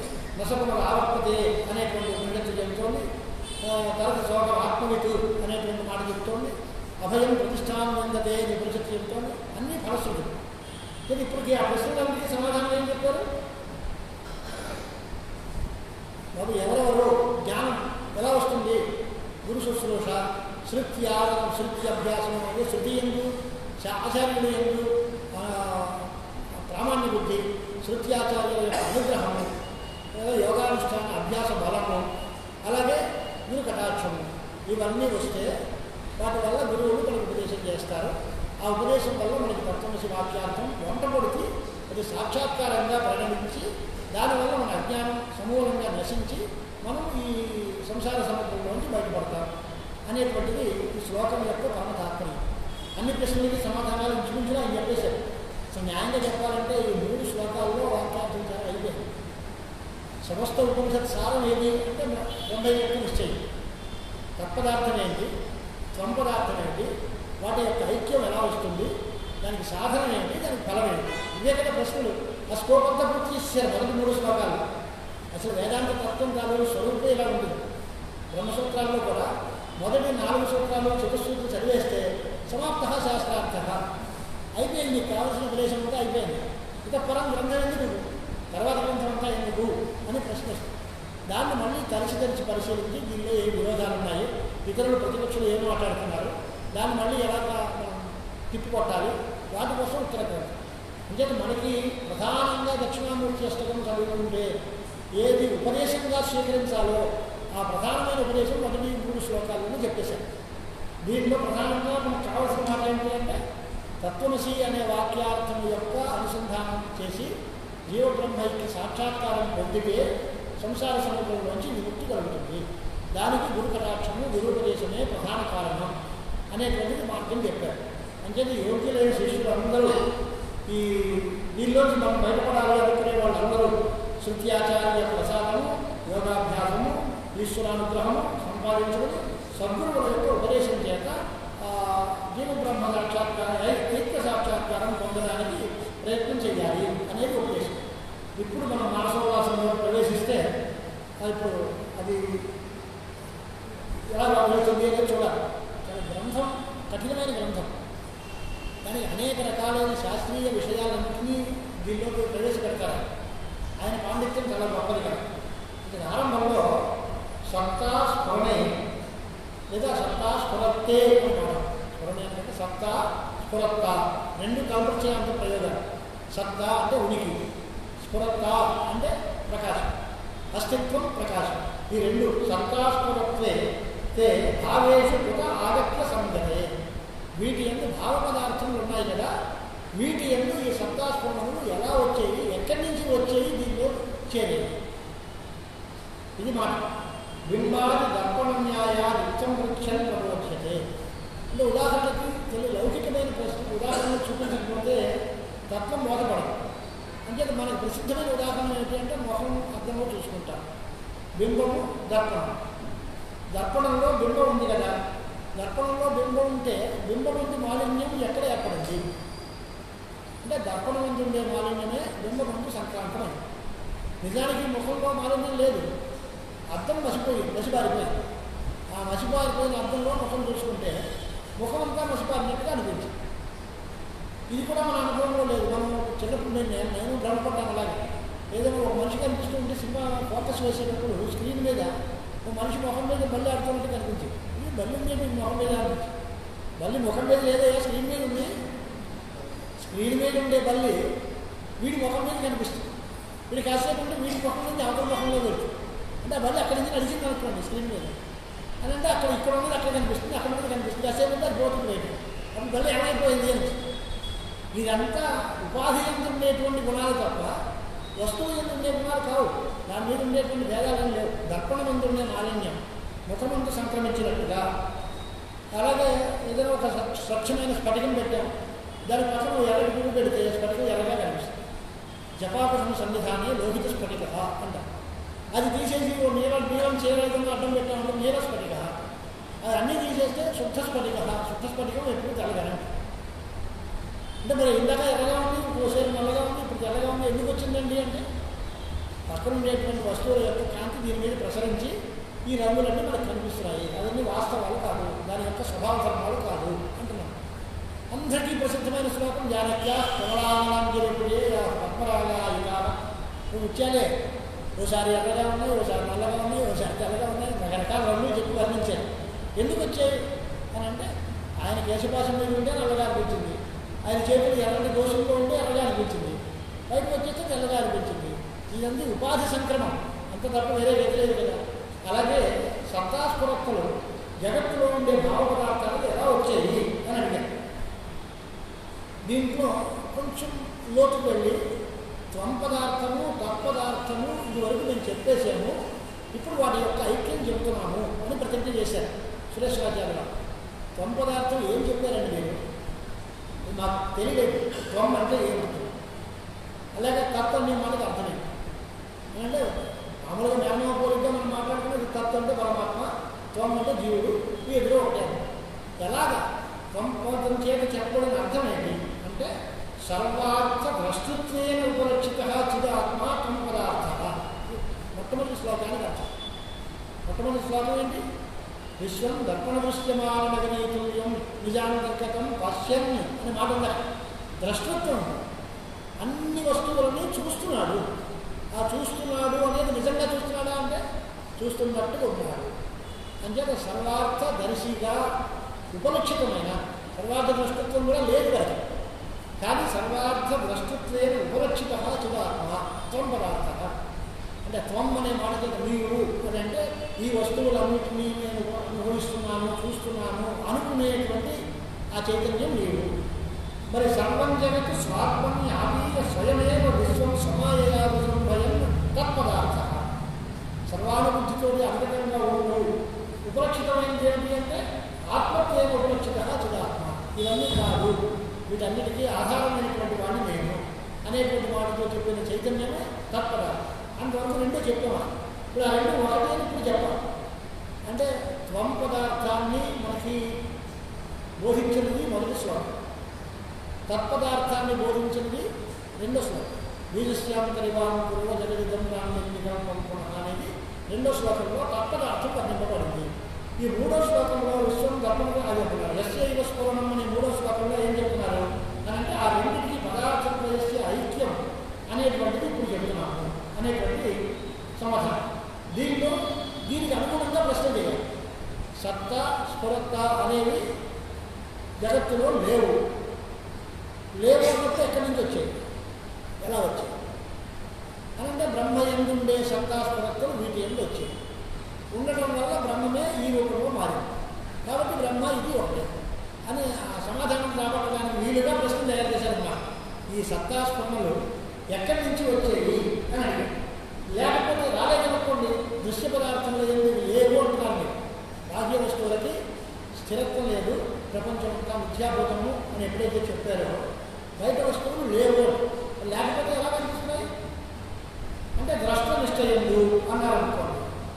ద్రష్ట అయిన పరమాత్మ చిదాత్మ ఎందు ఉండే సత్తా, చిదాత్మ ఎందు ఉండే స్ఫురణం అవే ఈ వస్తువులు ఎందుకు భాషించేయి. ఎలా భాషించేయి, దానికి ఎందుకు సంబంధం ఏంటి? కింద అపమాదాలు ముఖాది దృశ్యేషు ప్రతిబింబాభావాచరణ అని అన్నావు అనుకోండి. ప్రతిబింబం ఎప్పుడు కుదురుతుంది? ఓ మూర్తి ఉంటే దాంట్లో ప్రతిబింబం ఉండొచ్చు. అమూర్తములైన వస్తువులు ప్రతిబింబాలు ఉంటాయి. అంచేత ప్రతిబింబ భావం, బింబ ప్రతిబింబ భావం చెప్పడానికి వీల్లేదు. లేదా అలా కూడా కాకపోతే ఇంకో పని చేయొచ్చు. ఒక ఇనం ఉంటుంది, దాన్ని బాగా కాల్చిపెడితే తప్ప అయప్పండం అంటారు. అంటే బాగా కాల్చిన ఇనుపగుండు. దీంట్లో ఎర్రగా కనిపిస్తుంది. ఈ ఎర్రగా ప్రకాశించడం దేని ధర్మం? అగ్ని యొక్క ధర్మం. మరి ఇనుపగుండు ఎలా ఎర్రగా కనిపిస్తుంది అని అంటే అగ్ని సంయోగం చేత ఇది ఎర్రగా కాలింది కాబట్టి కాలిన ఇనుపగుండు ఎర్రగా కనిపిస్తుంది. ఒరిజినల్గా ఇది నల్లదే, కానీ ఇప్పుడు మనకు కనిపించేది మాత్రం ఎర్రగా కనిపిస్తుంది. అలాగే అయస్పిండం వైపు అగ్ని ఎలా అయితే ఉందో అలాగే అగ్ని యొక్క సంక్రమం చేత అయస్పిండ మందు ఆ ప్రకాశం కనిపించినట్టుగా మీరు ఇలా కనిపించిందా అని అంటారు. ఈ రెండు ఉదాహరణలు. అంటే అద్దంలో ముఖం కనిపించేటప్పుడు అద్దం ముందు ఉండే మాలిన్యాది గుణాలు ముఖమందు సంక్రమించినట్టుగా ఈ సత్తాస్త్రాలను భావ పదార్థాల్లో వచ్చాయా, లేక బాగా కాల్చిన ఇనుపగుండులో అగ్ని సంయోగం చేత ఏర్పొచ్చినట్టుగా ఈ భావ పదార్థాల్లో ఆ బ్రహ్మేంద్రుడే సత్తాస్ఫురణము దీనిలోకి వచ్చాయా అని అంటే దానికి సమాధానం కోసం శ్లోకం చదివాను. యస్యైవ స్ఫురణం. ఈ స్ఫురణ విశేషం ఇక్కడ పాఠంలో అసత్కల్పార్థకం, ఇందాక అసత్కల్పార్థకం అని వ్యాఖ్యానం ప్రకాశాత్మకంలో వ్యాఖ్యానం. అసత్కల్పములైన అర్థములలోకి అది వెళ్ళింది అంటే దానిలో ఉంది. బ్రహ్మనిష్టమైన సత్తే అసత్కల్పములైన భావ పదార్థ ఆకాశాలయంలో కూడా ఉన్నట్టుగా అనిపించింది అని వ్యాఖ్యానం. ఇప్పుడు ఈయన ఏం చెప్తున్నారు? అసత్తుల్య నా అత్యంత వసన్నేవార్థోషయాత్ అనిర్వచనీయ విషయాకారత్యర్థ అని ఈ మాట. ఇదేమర్థం? దీనికి అభిప్రాయం ఏంటి అని అంటే ఈ విషయాలు అసలు ఉన్నాయా లేవా ఇది ముందు పరిశీలిద్దాం. జడపడాది వస్తువులు ఉన్నాయంటావా లేవంటావా అని అంటే విషయ భాసమాన సన్నభవతి, ఇది ఉంది అనడానికి లేదు. ఎందువల్ల ఇప్పుడు పుడుతోంది పోతుంది. ఇది ఉంది ఎలా ఉంటుంది? నిజంగా ఎప్పుడూ శాశ్వతంగా ఉండే వస్తువుకి పుట్టుగా నాశం ఉండదు. బ్రహ్మ వస్తువు అయితే పుట్టుగా లేదు, చావు లేదు కనుక అది సత్య పదార్థం అనొచ్చు. కానీ ఇవాళ కొండ ఉంది అంటే కొండ పుట్టింది, పుట్టక ముందు లేదు, పోయిన తర్వాత ఉండదు. మనిషి పుట్టేది పుట్టక ముందు లేదు, పోయిన తర్వాత ఉండదు. వీటి సత్పదార్థంలో ఎలా అంటాం మనం? అంటే విషయ జాతం అంటే లౌకికంగా మన అనుభవంలో ఉండే పదార్థాలన్నీ సత్తులు అంటే ఉన్నవి అనడానికి వీలు పడదు. వాటికి పుట్టుగా నాశనం ఉన్నాయి కనుక. పోనీ అసత్తావా అని అంటే అపరోక్ష ప్రతిభాష కళ్ళ కనిపిస్తుంటే లేదని ఎలా అంటాం? లేదనడానికి వీలు, ఉందనడానికి వీలు. అంటే దశం నా ప్లసం సదస్సు విలక్షణత్వం ఈ ప్రపంచం కాదు విశేషం. ఈ భావ పదార్థాలు ఉన్నాయా అంటే ఉన్నవి కాదు. కొన్ని లేవా అంటే కనిపిస్తున్నాయి కదండి, లేవన్నప్పుడు మాయానిర్మితమైనటువంటి వస్తువులు ఏవైనా ఉన్నాయనుకోండి అవి లేవనొచ్చు. అందువల్ల దాంట్లో స్నానం చేయడం కుదరదు. ఉదాహరణకు ప్రసిద్ధంగా గంగాయాం స్నాతి, గంగా పదం ఉంది. గంగలో స్నానం చేస్తున్నాము అంటే హాయిగా ప్రవాహంలో మొదలవచ్చు. కానీ గంగాయాం ఘోష అంటే గంగా పదానికి తీరం ఉంది. తీరం స్నానం చేయడం ఎలా కుదురుతుంది? లక్ష్యార్థాలు ఏవైనా చెబితే దాంట్లో కార్యకారి కాదు.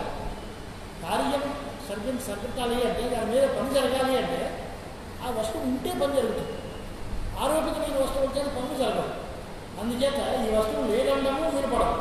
లోకంగా దాంతో పనులు చలామణి అవుతున్నాయి కనుక, కార్యకారులుగా ఉన్నాయి కనుక మాయానందితమైన నదిలో స్నానం చేయలేము, కానీ ఇక్కడ నదిలో స్నానం చేస్తున్నాం. కాబట్టి ఇది కేవలం ఇంద్రజాలంలో చూపించిన నది లాంటి నది కాదు. మన గోదావరి ఉందనుకుంటే లేదండి దాన్ని మునుగుతామంటే చేస్తాం. దాన్ని మునిగితే స్నానం చేయవచ్చు, ప్రాణం పోవచ్చు. ఈ నది ఉంది కదా, లేదండి కదా. మీరేమో సిద్ధాంతం చెప్తున్నారు, అంతా ప్రపంచం అంతా మిథ్యా అబద్ధం అని. నిప్పులో దిగుతాము లేకపోతే నదిలో మునుగుతాము అంటే ప్రాణం పోట్ల ఇందో మొన్నప్పుడు అడిగారు, బ్రహ్మంగా నిజం తెలియదు అబద్ధం అంటే మొత్తం టోటల్ అబద్ధం లేదా టోటల్గా నిజం. మనం ఏం సగం సగం ఆలోచిస్తాం. ప్రపంచం అంతా మిథ్యాభూతం అని చెప్పినప్పుడు నేను మిథ్య, గోదావరి మిథ్య, దాని దూకడం మిథ్య అనుకుంటే ప్రమాదం లేదు. కానీ నేను నిజం, గోదావరి అబద్ధం, దానిలో దూకితే నష్టం లేదు అనుకుని దూకితే మాత్రం నష్టపడతాం. అంటే ప్రపంచం బ్రహ్మ తప్ప మిగతా వస్తువులు అన్నీ అబద్ధం లేదనుకునే వాడికి ప్రమాదం లేదు. కానీ బ్రహ్మ వస్తువులతో పాటు కొన్ని వ్యావహారిక సత్యాలనే పేరుతో మనం లౌకికంగా కొన్ని వస్తువులను ఒప్పుకుంటున్నాం, దాంతో జీవయాత్ర సాగిస్తున్నాం. ఇది అజ్ఞానంతో నడుస్తుంది కదా. దీంట్లో ఇవన్నీ అబద్ధం అనుకుంటే వ్యవహారం సాగం. అందుచేత మాయాకల్పితమైన నదికి వ్యవహార కాలంలో కనిపించే నదికి తేడా ఉంది. ఇది పూర్తిగా అసత్ అనడానికి లేదు, అలాగని పూర్తిగా సత్ అనడానికి లేదు. అంటే త్రివిధ సత్తావాదం మనం అంగీకరిస్తారు వేదాంతం. పారమార్థిక సత్యము, వ్యావహారిక సత్యము, ప్రాతిభాషిక సత్యము 3 రకాలు. పారమార్థిక సత్యం బ్రహ్మ వస్తువు, వ్యావహారిక సత్యము అంటే మనం కనుక అనుభవంలో ఉండేటువంటి వస్తువులన్నీ, పంచమహాభూతాలు, వాటి వల్ల తయారైన వస్తువులు ఇవన్నీ. ప్రాతిభాషిక సత్తా అంటే శుక్తిరజితాదులు అలాంటి లేదు కానీ ఉంది అనిపిస్తారు. ప్రతిభాష మాత్రం కేవలం జ్ఞానం వల్ల మాత్రమే ఉంది అనిపిస్తుంది. వస్తువు పూర్తిగా లేదు. తుచ్చము అంటే శశవిషాకాలు, అది అసలే ఉండదు, అది కల్పన చేయడానికి కూడా సాధ్యం కాదు, అది తుచ్చం. ఇలాంటి కేటగరైజ్ చేస్తారు వేదాంత శాస్త్రాలు. అంచేత ఇది పూర్తిగా ఉందనడానికి లేదు, పూర్తిగా లేదనడానికి లేదు, పూర్తిగా దీని అసత్తు అనడానికి లేదు, సత్వం లేదనడానికి లేదు. కల్పితంగా విషయములకు చిదాత్మం వ్యతిరేకము చేత, అంటే చిదాత్మ కంటే వేరేగా స్వతంత్రమైన సత్త లేదు అన్నది వరకు ఒప్పుకుంటాము. ఇలాంటి పరిస్థితుల్లో మీ తత్వమసి వాక్యం మాకేం చేస్తుంది అని అంటే, ఇవన్నీ జ్ఞాన నివర్తనలు కనుక, అంటే తత్వజ్ఞానం కలిగితే ఈ ప్రపంచం అంతా పోతుంది. కాబట్టి ఇదంతా పూర్తిగా నిజమని భ్రాంతి చెందద్దు. లోకంలో వ్యవహారం చేయడంలో అదో ఉన్నాయి, ఇదంతా నిజం అనుకోదు. వచ్చింది ఓ పదవి, ఆ పదవి వచ్చినప్పుడు దానికి న్యాయం చేయడానికి ప్రయత్నించు. ఇదే శాశ్వతం, ఇంత పదవి లేదు, మనమే టికెట్ ఊరేగుతామంటే తర్వాత పోవడం తప్పదు. తర్వాత మనం ఏడిస్తే ప్రయోజనం లేదు అనేటువంటి అవేర్నెస్తో నువ్వు సంసారం చేయి. జీవభావంలో నేను మనిషి కాదు అనుకుని వదిలేయడం కాదు. నేను మనిషిగా ఉన్నాను. ఇప్పుడు ఉన్నప్పుడు మనిషిగా నేను చేయాల్సిన పనులన్నీ సక్రమంగా నిర్వర్తించుకుని నాకు మళ్ళీ ఇలాంటి ప్రమాదకరమైన పరిస్థితుల్లో పునర్జన్మ రాకుండా నేను జాగ్రత్త తీసుకోవలసి వస్తే ఆ జాగ్రత్త తీసుకుంటే నేను కృతార్థం. అంతేగాని నేను ఇప్పుడు ఇలా మనిషిగా ఉన్నాను, నేను ఎప్పుడు ఇలాగే ఉండిపోతాను అని అనుకున్నా, అది పొరపాటే. చావు తప్పదు, చచ్చిపోయిన తర్వాత మీకు మనిషి జన్మ మళ్ళీ వస్తుందని గ్యారెంటీ లేదు. దీనిలోంచి మళ్ళీ బయటకు వెళ్ళాలి అంటే మార్గం ఏంటి? ఆ ప్రయత్నం ఇప్పుడు చేయాలి అనేది శాస్త్రం హెచ్చరిస్తుంది. ఇది ప్రపంచ రూపమైన బంధం అజ్ఞాన కల్పితము, అంతేగాని పరమార్థం కాదు అనేటువంటి తెలుసుకోవడమే ప్రయత్నం. అంటే భవానుభవనిధిలో పడినటువంటి ఈ జీవులందరికీ ఈ దీనిలోని దుష్టమైన సంసారంలోంచి విముక్తి కల్పించాలి, పునరావృత్తి లేకుండా చేయాలి అని అంటే సద్గురువులకు ఉపదేశం చేయాలి. దీనికి కూడా ఆయనకి తృప్తి కలగాలి. శ్లోకం చెప్పారు, శ్రేష్ఠ మనం సరిగ్గా చెప్పలేదనుకున్నాడు. ఇదమత్వ ఆత్మకం, దీని తాలూకు సారం ఇది, దీని యొక్క హృదయం ఇది అని మళ్ళీ మొదలుపెట్టి దాన్ని లోతుగా తీసుకుని విచారణ చేస్తున్నారు. ఇదమత్వ ఆత్మకం అసత్కల్పేషు భావేషు జడేషు క్షణనాశిషు అస్తిత్వం చ ప్రకాశత్వం నిత్యా సంక్రామతి ఈశ్వర. నిరూపణ చేశారు. అసత్కల్పములైన అనంటే లేని వాటితో సమానమైన, అసత్తుల్యములైన లేని వాటితో సమానములైన, జడములైన, క్షణనాశం కలిగిన అంటే పుట్టిన వెంటనే చాలా తక్కువ లైఫ్ స్పాన్ కలిగినటువంటి క్షణ ఆశు వినాశులైన జడ పదార్థములందు అస్తిత్వ ప్రకాశములు అనేవి నిత్యములైన ఈశ్వరుని నుంచి సంక్రమించాయి. వాటి ఎందు ఆ ఈశ్వరుడు ఏళ్ళు ఉన్నాయి, అవి ఇక్కడ సంక్రమించేది. మళ్ళీ దీని ఏంటి ఎలా కనిపించేవి అంటే ఈ అసత్కల్పత్వం ఎందుకు వచ్చింది అంటే జడం కనుక, సత్తు కాదు కనుక. సత్తు కానిది అసత్తు లాంటిది జడములు. ఆసు వినాశుడు జడం ఎందుకైంది అని కానీ కారణం ఆసు వినాశుడు. అంటే కార్యకారణ భావంతో ప్రతి మాట చెబితే ఇది ఎందుకు చెప్పారు, దీని ప్రమాణం ఏంటి, ఇలా ఎందుకు చెప్పాల్సి వచ్చింది అనేది కూడా ప్రశ్నలు వేసుకుని మనస్సులో మాట్లాడతారు. మొట్టమొదటిలో అసత్కల్పేషు భావములు అసత్కల్పములు. ఎందువల్ల జడములు కనుక. ఎందుకు జడములు ఎందుకు వల్ల అంటే క్షణనాశుడు కనుక, క్షణంలో నశించిపోయే స్వభావం కలదు కనుక జడములు. జడములు కనుకనే అసత్కల్పములు. వాటి ఇటువంటి భావ పదార్థాల్లో ఈ సత్తాస్ఫూర్తలు ఎలా వచ్చేది అని అంటే విషయాకార పరిణామం వల్ల వచ్చేది. అది ఈశ్వరుడు నుండి సంక్రమించేది. ఈ సంక్రమణ శబ్దానికి అర్థం ఏంటి అని విచారణ చేసింది. సంక్రమణం అనే మాటకు అర్థం ఏంటి, వాడి మీద రంగు వేశాడు, అది వేస్తే రంగు పూర్తిగా దాని ఎందు ఉనికిని సంపాదించి రంగు వచ్చేసింది. ఆ పాత్రను కనపడదు, కొత్త రంగే కనిపిస్తుంది. అలాగే ఓ ఇల్లు కట్టుకుని గృహంలో ప్రవేశించాడు. నేను గృహంలో సంక్రమించామండి, గృహ సంక్రమణం, గృహ ప్రవేశం. ఏదో మనం రేపు పొద్దున్న మకర సంక్రమణం పండుగ వస్తుంది, రవి గారు మకరంలో సంక్రమించారు అంటే ఆ రాశిలో ప్రవేశించాడు అనే అర్థంలో సంక్రమణ శబ్దం వాడుతున్నాం. అలాగే ఇక్కడ కూడా సంక్రమణం అంటే ప్రవేశమే కాదు, అంటే అది కాదు, అది ప్రవేశాభిప్రాయం కాదు. మరి ఇంకేం అర్థం అని అంటే అత్ర సంక్రమణ శబ్ద విశేషాకార అవభాస అభిప్రాయ నాకు ప్రవేశాభిప్రాయ నహి రజతే సమారోపితే శుద్ధి సత్తా సంక్రామతి సమారోపిత అధిష్టానం వ్యతిరేకైన స్వరూపాభావ. శుద్ధిని చూసి రజతం అన్నారనుకోండి, రజతం అన్నారంటే శుద్ధి సత్తా పోయి రజత సత్తా వచ్చేస్తుందా, రజతం దీనిలో ప్రవేశిస్తుందా, ఆ వెండి దీనిలో దూరుతుందా, తాడులో పాము వచ్చి కూర్చుంటుందా, ఉండదు. తాడుని పాముగా అనుకోవడం వరకే. ఆ పాము వేరేగా తాడులో దూరదు, పాము దీనిలో ప్రవేశించదు. అలాగా ఈ సంక్రమణం లోక వ్యవహారంలో ఉండే సంక్రమణం లాంటిది కాదు. ఇది విశేషాకార అభినివేశం అంటే ఆ ఆకారంతో తెలియబడ్డాం అన్నంత వరకే. రజ్జువుని రజ్జువుగా గుర్తించకుండా, తాడుగా అనుకోకుండా పాము అని అనుకోవడమే ఇదే సంక్రమణం అంటే. అలాగే విశేష ఆకారం చేత జ్ఞాతం అవడమే. మరి ఆత్మసత్తైవ సత్తా ఏషాం భావానాం న తపోధిక తథైవ స్ఫురణం చేశాం నా ఆత్మస్ఫురణత అధికం. దాన్ని క్లారిటీ ఇచ్చాను. ఆత్మ యొక్క సత్తా, ఆత్మ యొక్క స్ఫురణం, అవి రెండే ఈ భావ పదార్థముల యొక్క సత్తాస్ఫురణలుగా భావించాలి తప్ప వాటికంటే ఎక్కువగా వీటికంటూ ఒక ప్రత్యేకమైన ఉనికి కానీ ప్రత్యేకమైన ప్రకాశం కానీ అంగీకరించడానికి అవకాశం లేదు. మరి జ్ఞానాన్ని బహురూపాన్ని దేశానికి విషయాన్ని అహంకారే విషయంతే సూర్యే మణిగరాయ. ఇక్కడ రెండు వికల్పాలు చేస్తాం. మీరు ఇందాక చెప్పారు కదా, అర్థంలో ముఖం ప్రతిబింబించినట్టుగా ఈ సంక్రమణం ఉందా, లేక అగ్ని సంయుక్తమైన అయప్పండంలో లాగా ప్రవేశం లాంటిదా అని రెండు వికల్పాలు చెప్పారు. ఆ రెండింటిలో మొదటిది కాదు అని కనిపిస్తున్నారు. దానిలో ఏమవుతుంది, ఆత్మసత్త ఇవా అన్నారు కనుక ప్రతిబింబము దర్పణాదులలో వచ్చేటువంటి భావ పదార్థాల్లో ప్రతిబింబం ఎలా వచ్చిందో అలాంటిది ఇది కాదు. ఇది అలా లేవు రెండు. అక్కడ దర్పణం వేరేగా ఉంది, ముఖం వేరేగా ఉంది. ముఖములకు ఉనికి ఉంది, దర్పణానికి ఉనికి ఉంది. ఆ దర్పణం ఉండే ధర్మాలు ముఖం ముందు కనిపించింది. ఇక్కడ అలా రెండు ఉండే పదార్థాలు లేవు.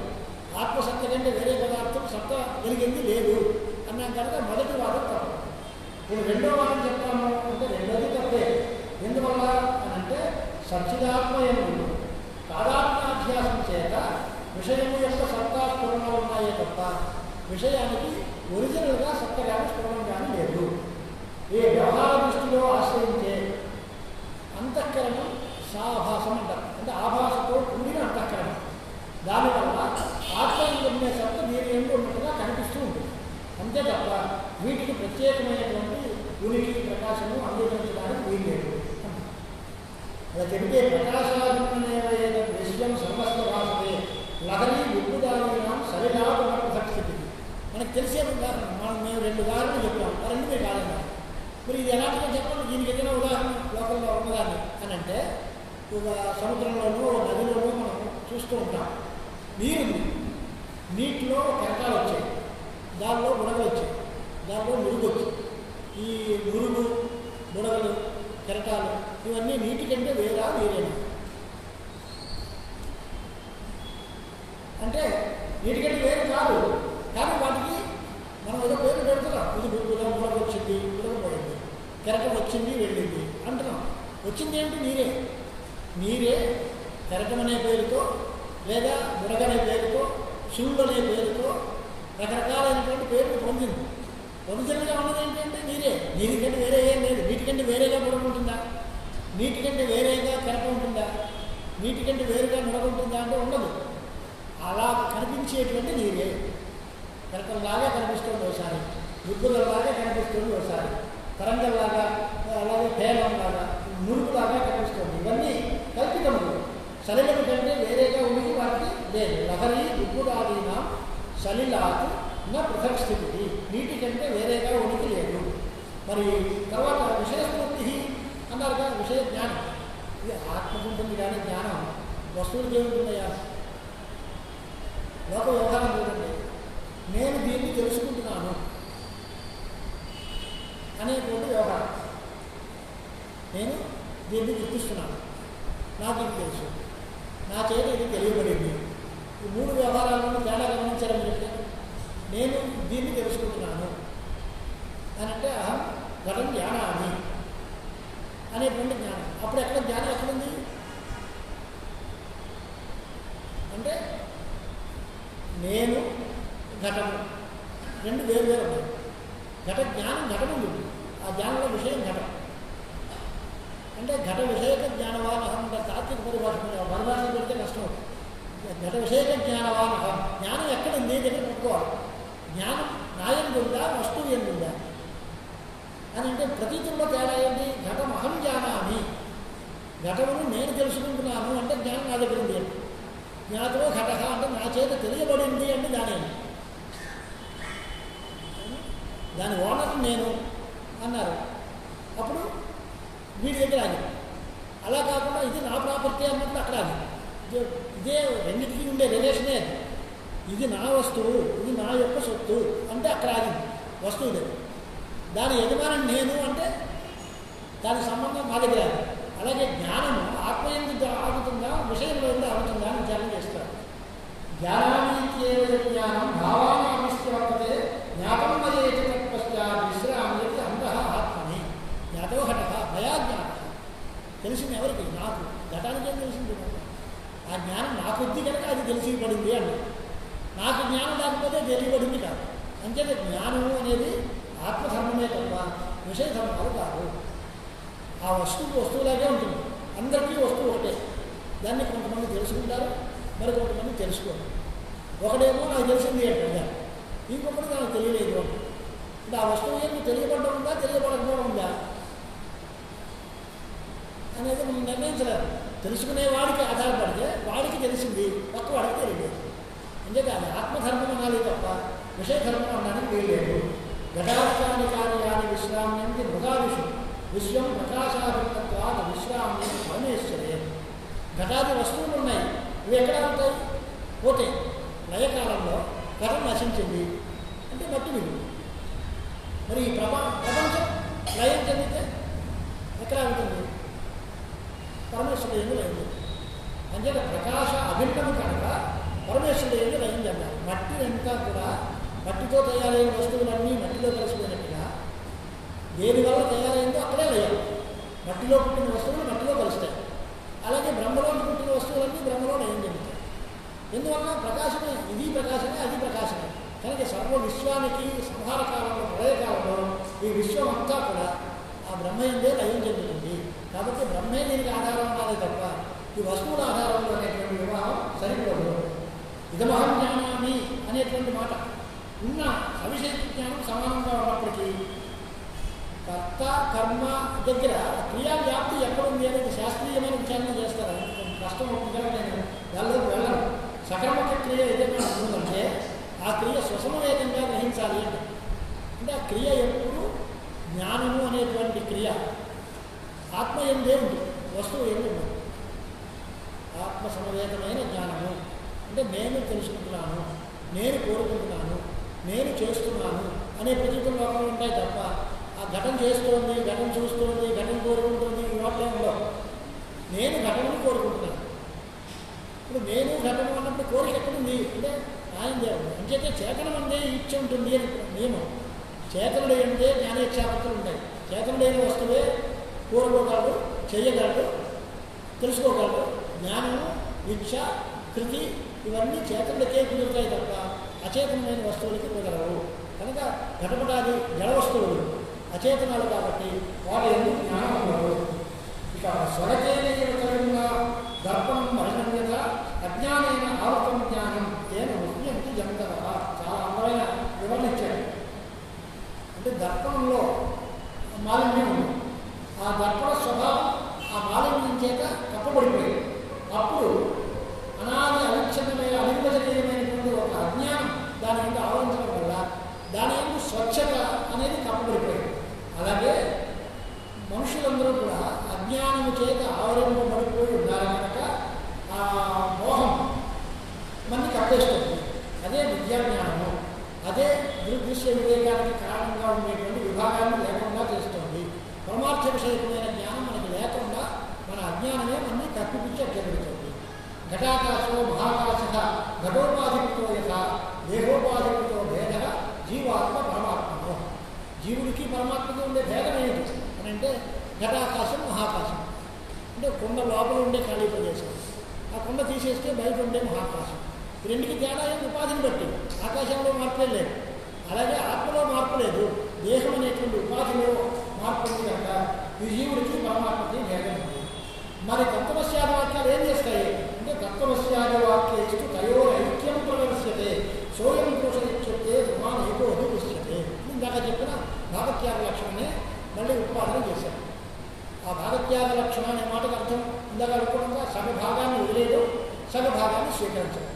సోయం పురుష, సోయం దేవదత్త, వాడే వీడు అనే జ్ఞానంలో వాడు అన్నప్పుడు అప్పుడు అక్కడ ఉన్న వాడు అనే అర్థం వచ్చిన, అయం అన్నప్పుడు ఇప్పుడు ఇక్కడ ఉన్నవాడు అనే అర్థం వచ్చిన, ఆ విశేషణ అంశాలు వదిలేసి ఆ వ్యక్తి ఒకడే అని ఎలా తెలుసుకుంటున్నామో అలాగే ఆ దేహం ఉపాధిగా వెలుగున జీవుడు, ఈ దేహం ఉపాధిగా వెలుగున ఈశ్వరుడు ఒకడే, లేదా మాయా ఉపాధిగా వెలుగున ఈశ్వరుడు, అంతఃకరణం ఉపాధిగా వెలుగున జీవుడు రెండు ఒకటే అనేటువంటి అభిప్రాయం చెప్పుకోవాలి. ఇప్పుడు సిద్ధాంశం ఐక్యం అది వచ్చింది మనకి బాగానే ఉంది. లోక దృష్టాంతం ఏంటి అని అంటే సో ఇది దేవదత్త. అక్కడ రాస్తున్నాడు ఏ జగత్కారణం తత్వం తత్పదార్థ స ఉచ్యతే దేహాది పరిచ్ఛిన్న జీవస్తు త్వపదార్థ. వివరించారు త్వం పదార్థం ఏది, తత్పదార్థం ఏది. తత్వమసి అన్నప్పుడు ఐక్యం ఎలాగా అని విచారణ కోసం చెప్తే జగత్కారణమైనటువంటి ఏ తత్వం అయితే ఉందో అది తత్పదార్థము అన్నారు. దేహాదులతో పరిచ్ఛిన్నుడైన జీవుడు త్వంపదం చేత అర్థం చెప్పబడతాడు. తద్దేశ కాల అవస్థాలో దృష్ట సహ ఇది కథ్యతే తథా ఏకదేశ కాలాలు దృష్ట అయమిది కీర్తతే. ప్రయోగంలో తేడా. వాడు అని ఎక్కడంటాం, దూరంగానూ ఎప్పుడో ఎక్కడో ఉన్నవాడిని వాడంటాం. ఇప్పుడు ఇక్కడ ఉన్నవాడిని వీడు అంటాం కానీ వాడన్నాం. అయం అనే మాట చేత వీడు, వాడు అంటే కాస్త దూరంగా ఉన్నాడు, కాలభేదమో దేశభేదమో ఉంటే వాడు. అప్పుడు బుద్ధిలో ఉన్న అప్పుడు అక్కడ ఉన్నవాడు, ఇప్పుడు ఇక్కడ ఉన్నవాడు. శబ్దాలు మార్పు. సహా అనే శబ్దం చేత వాడు చెప్పబడ్డాడు, అయం అనే శబ్దం చేత వీడు చెప్పబడ్డాడు. అలాగే పరమాత్మాను వాడన్నాడు, జీవహాను వీడినన్నారు తప్ప మార్పు ఏమీ లేదు. ముఖ్యం తదేకం వైశిష్ట్యం విసృత్య పదయోన్యో పున్మాత్రం లక్ష్యత్యేకం యథా సోయం పుమాన్ వచ అనేటువంటి మాట చెప్తుంది. ఈ ప్రత్యేక పరాత్మాలో వదిలిపెట్టేస్తే ప్రత్యేగాత్మ పరమాత్మ ఈ రెండు వదిలేస్తే తత్వమసి అనే వాక్యము పూర్తిగా జీవాత్మ పరమాత్మలపై ఐక్యాన్ని బోధిస్తోంది. ఇక ఇంకొక చిన్న అంశం చేసి ముగించేద్దాం దీన్ని. సామానాధికరణ్యం అనే సంబంధం ఉంది, అలాగే విశేష భావం అనే సంబంధం ఉంది. ఈ సామానాధికరణ్య సంబంధం దేనికి, విశేష భావ సంబంధం దేనికి అనేది శాస్త్రీయమైన విచారణ. ఉదాహరణ చూస్తే నీలోత్పలం అని అంటే నల్లటి కలవకూడదు. నీలం అనే శబ్దం ఒకటి, ఉత్పలం అనే శబ్దం ఒకటి. ఈ రెండు శబ్దాలు ఒకే విభక్తిలో ఉండి ఒకే అర్థాన్ని బోధిస్తాయి కనుక సమానాధికరణంలో. ఈ సమానాధికరణం పదవులకుండా అర్థమకుండా విచారణ చేస్తారు శాస్త్రాలు. సమానాధికరణం అనే మాటకు అర్థం ఏంటి అంటే ఒక చోట ఉండటం. లౌకికమైన అర్థం ఏంటంటే ఒక చోట ఉండటం. ధ్రువ సమానాధికరణంలో అన్నీ అంటారు. అంటే ధ్రువం ఉన్న చోటే అన్నీ ఉంది, ఎక్కడ పొగంలో అక్కడ ఉంటుంది. పూర్వంలో తెలిసేవాడు. మరి ఈ పదాలకు సామానాధికరణం అర్థం ఏంటంటే ఒకే అర్థంలో ఈ రెండు పదాలు ఉన్నాయి. నీలం అనే పదం చేత చెప్పబడే అర్థం ఏదో, ఉత్పలం అనే పదం చేత కూడా చెప్పబడేది అదే, మరో రూపంలో చెప్పబడేది. ఒకే వస్తువుని బోధించే రెండు శబ్దాలు కనుక సమానాధికరణాలు. శబ్దముల యొక్క సమానాధికరణం. మన అర్థముల యొక్క సమానాధికరణం అంటే ఏంటి అంటే ఒకే అర్థాన్ని బోధించే రెండు శబ్దాలు సమానాధికరణములు అయితే ఏది విశేషణము విశేష్యముగా భాషింపబడతాయో ఆ రెండు వస్తువులు ఒకటే. విశేషం ఏది? నీలం అంటే నల్లడిది. ఏమిటది? ఉత్పలమే. ఉత్పలం ఎలాంటిది? నల్లడిది. ఈ నల్లడిది అనేది ఏ వస్తువుని చెప్తుందో ఉత్పలం అనేది కూడా అదే వస్తువుని చెప్తాడు. అంటే ఈ రెండింటికి విశేష భావం అంటే అర్థముల యొక్క సంబంధం విశేష భావం, శబ్దముల యొక్క సంబంధం సామానాధికరణం అని విడపిస్తారు.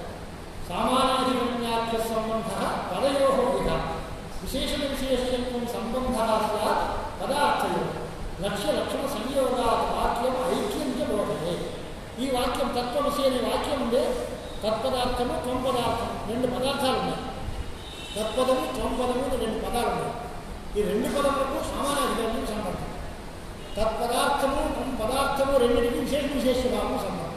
మరి ఈ తత్వమసి వాక్యం ఏం చేసింది అని అంటే లక్ష్య లక్షణ సంయోగము చేత అంటే వాచ్యాంశములకు విరోధం పట్టబెడితే పదయో సమానాధికరణం పోతుంది. అలాగే లక్ష్యాంశములకు సమానాధికరణం కుదరదు కనుక వాటిని అన్నింటినీ విధిపెట్టేసి లక్షణ చేత విశేషాంశానికి ఐక్యం జరుగుతుంది. కనుక తత్వమసి వాక్యం జీవబ్రహ్మైక్యాన్ని బోధిస్తుంది. ఇక్కడ ప్రసంగాలు లక్షణ నిరూపణాలన్నీ వరుసగా చేసుకొచ్చారు. జహల్ లక్షణ, అజహల్ లక్షణ, జహల్ లక్షణ అని రకరకాలైనటువంటి లక్షణాభేదాలన్నింటినీ కూడా చెప్పారు. మనం ఇప్పుడు శాస్త్రీయమైన వివాదం కోసం వైద్యాలు లేదు కనుక మనకి ప్రకృతంలో మనకు ఉపాసన చెప్పేటువంటి మాట ఏంటి అంటే త్వమింద్రోసి ఇటువంటి వాక్యం నకలు స్థుతి మాత్రం పరం. ఇక్కడ రెండు మాటలు ప్రవేశిస్తుంది.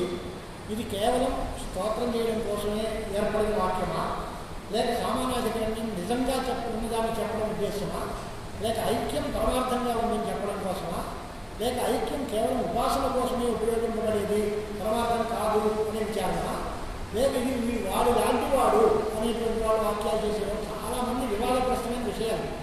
తత్వమసి దగ్గర చాలా రకాల అర్థాలు దార్శనికులు చెప్తారు. వాడు వీడు ఒకటే అన్నారు. వీడు వాడు లాంటి వాడు, వీడిని వాడిగా భావించి ఉపాసించు అంటే జీవుణ్ణి పరమేశ్వరుడుగా భావించి ఉపాసించు, గురువుని పరమేశ్వరుడుగా భావించి ఉపాసించు. గురువు వేరు పరమేశ్వరుడు వేరు అని వాళ్ళ భావం. వాళ్ళ అభిప్రాయంలో నువ్వు దేవుణ్ణి ఎంతలా పూజిస్తావో అంతలాగా గురువుని పూజించు. గురుపుత్రే వర్తితం ఎన్నో మాట. గురువు గారిలాగే గురువు వారి పుత్రుడిని కూడా చూడు. గురువు వేరు గురుపుత్రుడు వేరు. కానీ గురువుని ఎలా భక్తి శ్రద్ధలతో ఆరాధిస్తావో గురువు గారి కొడుకుని కూడా అలాగే భక్తి శ్రద్ధలతో ఆరాధించు. ఇలాంటి లోక వ్యవహారాలు ఉన్నాయి. వాటినన్నింటినీ అప్లై చేసి తత్పదార్థము త్వంపదార్థము రెండు పెడితే త్వంపదార్థం గురువు గారు లాంటిదండి, తత్పదార్థం గురువు లాంటిది, త్వంపదార్థం గురుపుత్రుడు లాంటిది. అందుకే వీటిని వాళ్ళలాగా చూడాలి. సాదృశ్య జ్ఞానం లేదా వీటిని వాళ్ళలాగా ఉపాసించాలి. ఉపాసన ఇలాంటి వాక్యాలన్నీ చెప్పి అభేదం చెప్పట్లేదు. మొత్తం మీద జీవబ్రహ్మాభేదం కుదరదు అని ద్వైతుల పూర్వపక్షాలు చాలా రకాలు ఉన్నాయి. ఆయనకి దానిలో ఆరితేరిన మనిషి కనుక ఆ వాదాలన్నింటినీ చెప్పుకుని వాటిని ఖండన చేస్తున్నారు. తర్వాత చూద్దాం ఆ ఖండన గ్రంథాలని. కానీ ఉపాసనా పర్యవసాయి కాదు, కేవలం ఐక్య పర్యవసాయి. రెండు ఒకటే చెప్పడమే తాత్పర్యం. కానీ వీడు వాళ్ళలాంటి వాడడం లేక వీడు వాళ్ళలాగా పూజింపదగిన వాడడం అది మా ఉద్దేశం కాదు. జీవుడు పరమాత్మే అంతే తప్ప జీవుడు పరమాత్మ లాంటి వాడు, పరమాత్మ వలె ఉపాసింపదగిన వాడు ఇలాంటి వాక్యాలు మేమేమీ చెప్పము అనేటువంటి అభిప్రాయం. అంచేత అభేద వాక్యాలు ఉపనిషత్ వాక్యాలన్నీ ఉపాసనా పర్యవసాయులు కాదు. అలాగే స్థుతి మాత్రం బోధకాలు కూడా కాదు. నువ్వు ఇంద్రుడివి చంద్రుడివి అంటారు లోకంలో. నువ్వు ఇంద్రుడు అయిపోతున్నావు అంటే ఇంద్రుడులాగా గౌరవానికి యోగ్యుడివి, గౌరవం మీద అయిపోవాలి. నువ్వే మహేశ్వరుడివి, నువ్వే ఇంద్రుడు, త్వం బ్రహ్మ, త్వం వరుణ, త్వం రుద్ర ఇలాంటి మంత్రాలు వేదాంతనే కనిపిస్తున్నాయి మనకి. వాడే ఇంద్రుడు, వాడే చంద్రుడు, వాడే వరుణుడు ఇవన్నీ ఎలా ఉన్నాయి? ఈశ్వర సర్వభూతానం ఈశ్వరుడు అనేటువంటి మాట చెప్తే ఆ ఈశ్వరుడు వీరికంటే వేరుగా ఉన్నాడు అనే ఆలోచన వాళ్ళలో చేస్తున్నారు ద్వైతవాడు. ఆ ద్వైతవాడిని ఖండనం చేసి జీవపరం ఐక్యాన్ని సర్వాత్మగా సమర్థించి పూర్తిగా ఉన్నది ఐక్యమే అని చెప్పడం ఆచార్య స్వామి వాళ్ళ యొక్క అభిప్రాయం. దానికి కొద్దిగా శేషం ముందు మనకి 8 అయిపోయింది కనుక మళ్ళీ శేషం తర్వాత చూద్దాం. శివాయ వరదే నమః.